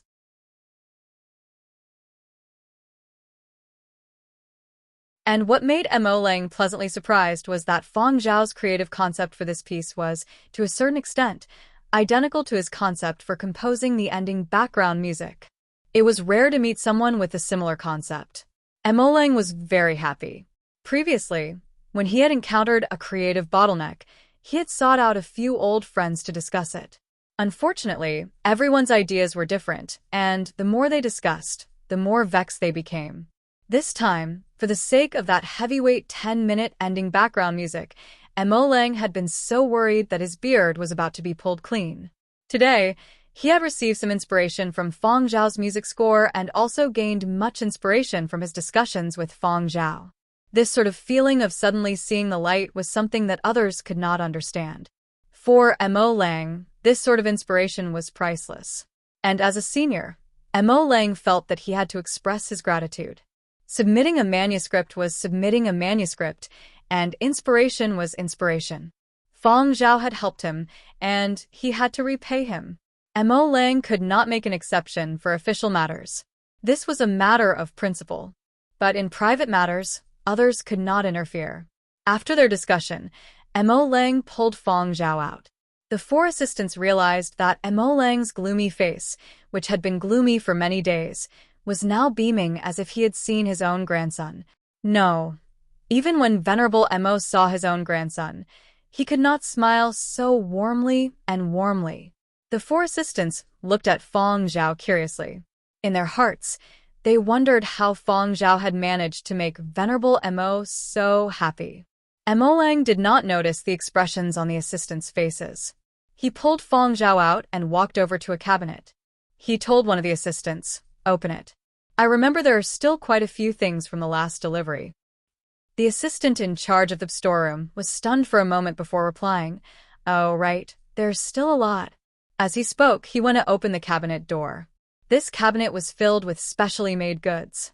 Tea leaves, alcohol, and other foods with extremely high medicinal value were sent over by the government and a few major investors of the production team. This was the kind of treatment that an artist of Mo Lang's level could enjoy. In short, it was all specially provided. Mo Lang took out 3 boxes and stuffed them into Feng Zhao's hands.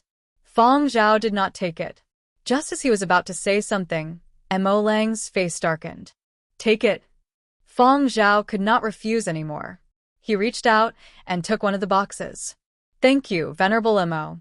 This box is enough." "Just this box of biscuits? How could this be enough?" "Take them all, take them all." I didn't eat much at my place. "You're still growing. I heard that you can eat 8 box meals at a time and you're still not full? Hey, you can't just eat that."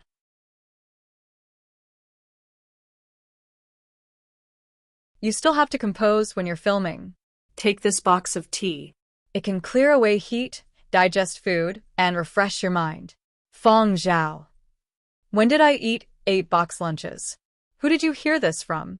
Mo Lang took out a box from the cabinet and continued stuffing it into his mouth. "Drink some of this wine, and you might find more inspiration. I usually drink it too."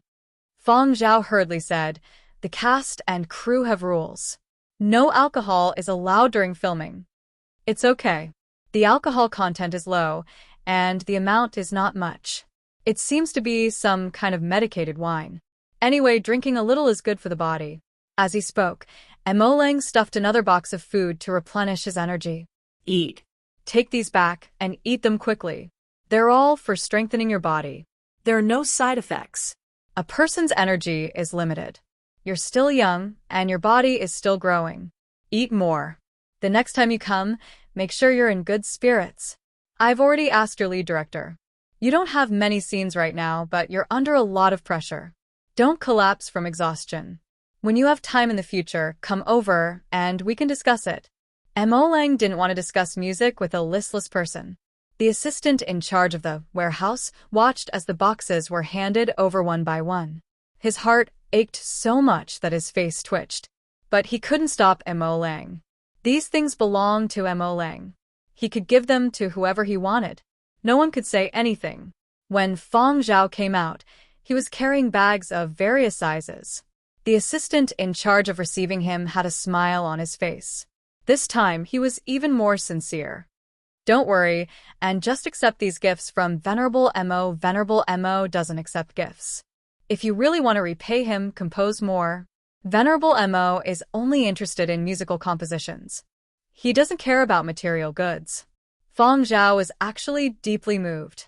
Of course, he could see how precious these special offerings were. Mo Lang really only had art in his eyes.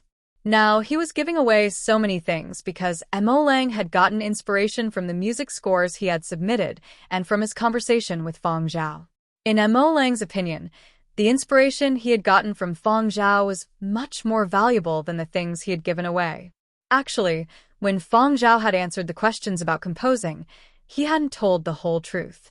Some things couldn't be said, so he had only picked out a portion that could be said. Coincidentally, it was this portion that was in line with Mo Lang's concept of composing the background music for the finale.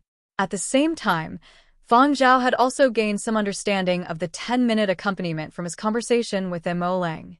As he was thinking about the emotional direction of the 10-minute accompaniment, the elevator had already reached the first floor.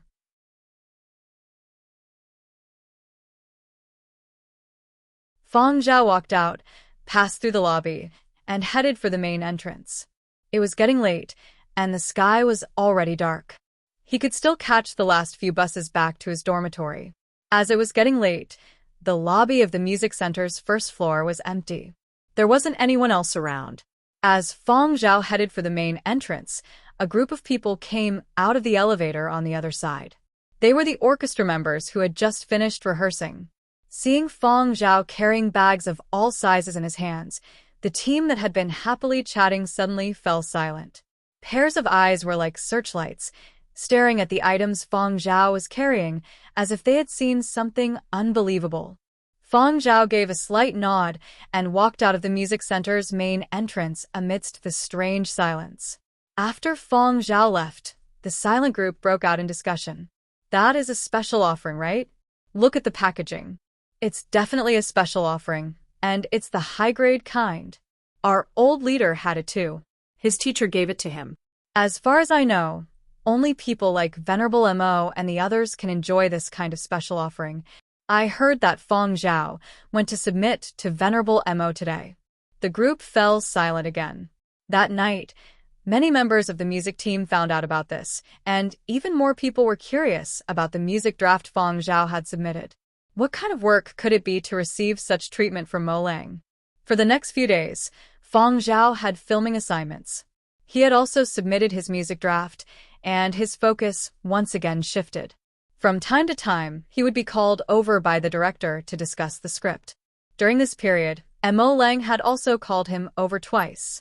The complexity of real history was much higher than that of movies and TV series, and there were many dark sides that could not be shown. The light was magnified, and the darkness was limited to a range that people could accept. Even for political stability and other reasons, when dealing with the scenes of the historical figure Fang Zhao, there were slight adjustments. No one could deny the merits of the historical figure Fang Zhao, but he did not last until the end. Furthermore, it was already more than 500 years into the new era. History was just a matter of the past. What was more important was the people who were still alive.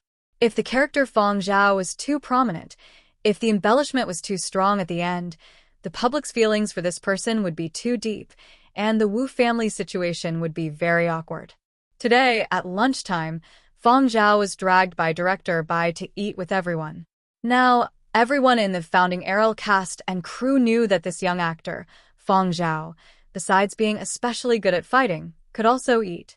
It was rumored that the greater the pressure on this fellow, the deeper he got into character, the more he ate.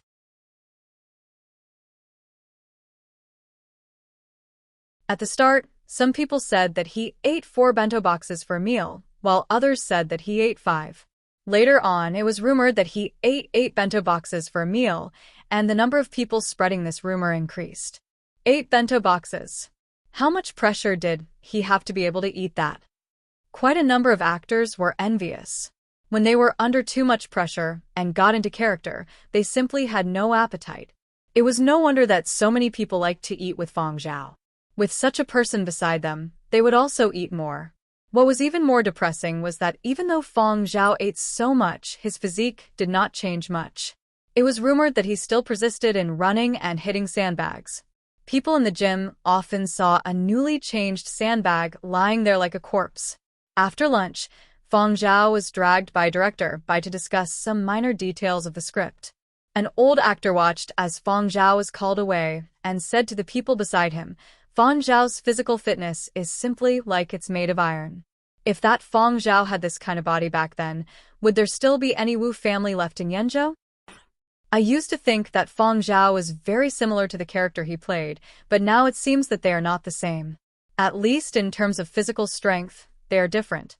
Sigh, that person's body was too weak. He couldn't make it past the deadline. At the same time, director Bai called Fang Zhao to one side and confirmed a few issues that needed to be corrected in the script. Filming for Season 9 was getting closer and closer. After several revisions, the script had to be finalized as soon as possible. How do you want to die? Director Bai suddenly asked. Fang Zhao stared blankly for a moment before finding it funny. How many years had it been? It had been a long time since anyone had dared to say this in front of him. However, Fang Zhao also knew what director Bai meant. When the time came for a character to die in battle, how they died was written in the script, but the director would still ask for the actor's opinion. If the actor was in a good state, they might follow the actor's opinion and shoot according to the actor's wishes, allowing the actor to express himself. That might be better than acting according to the script, but it couldn't be too out of line. That was why director Bai had asked this. Die standing up? Die kneeling? Die lying down? Die lying down? Director Bai asked again. Die lying down. Fang Zhao replied. That's right. You can't shoot the whole face lying down. Die standing up and die kneeling down. People have already shot it. Feng Zhao. You're tuning in to the Dreamy Chapters YouTube channel. We're so grateful for your support, and don't forget to subscribe to join us on this incredible journey through captivating stories. Your generosity through donations truly makes a world of difference, as it's the primary source of revenue that allows me to expand and enhance this channel for you. Thank you from the bottom of my heart for being a part of this adventure.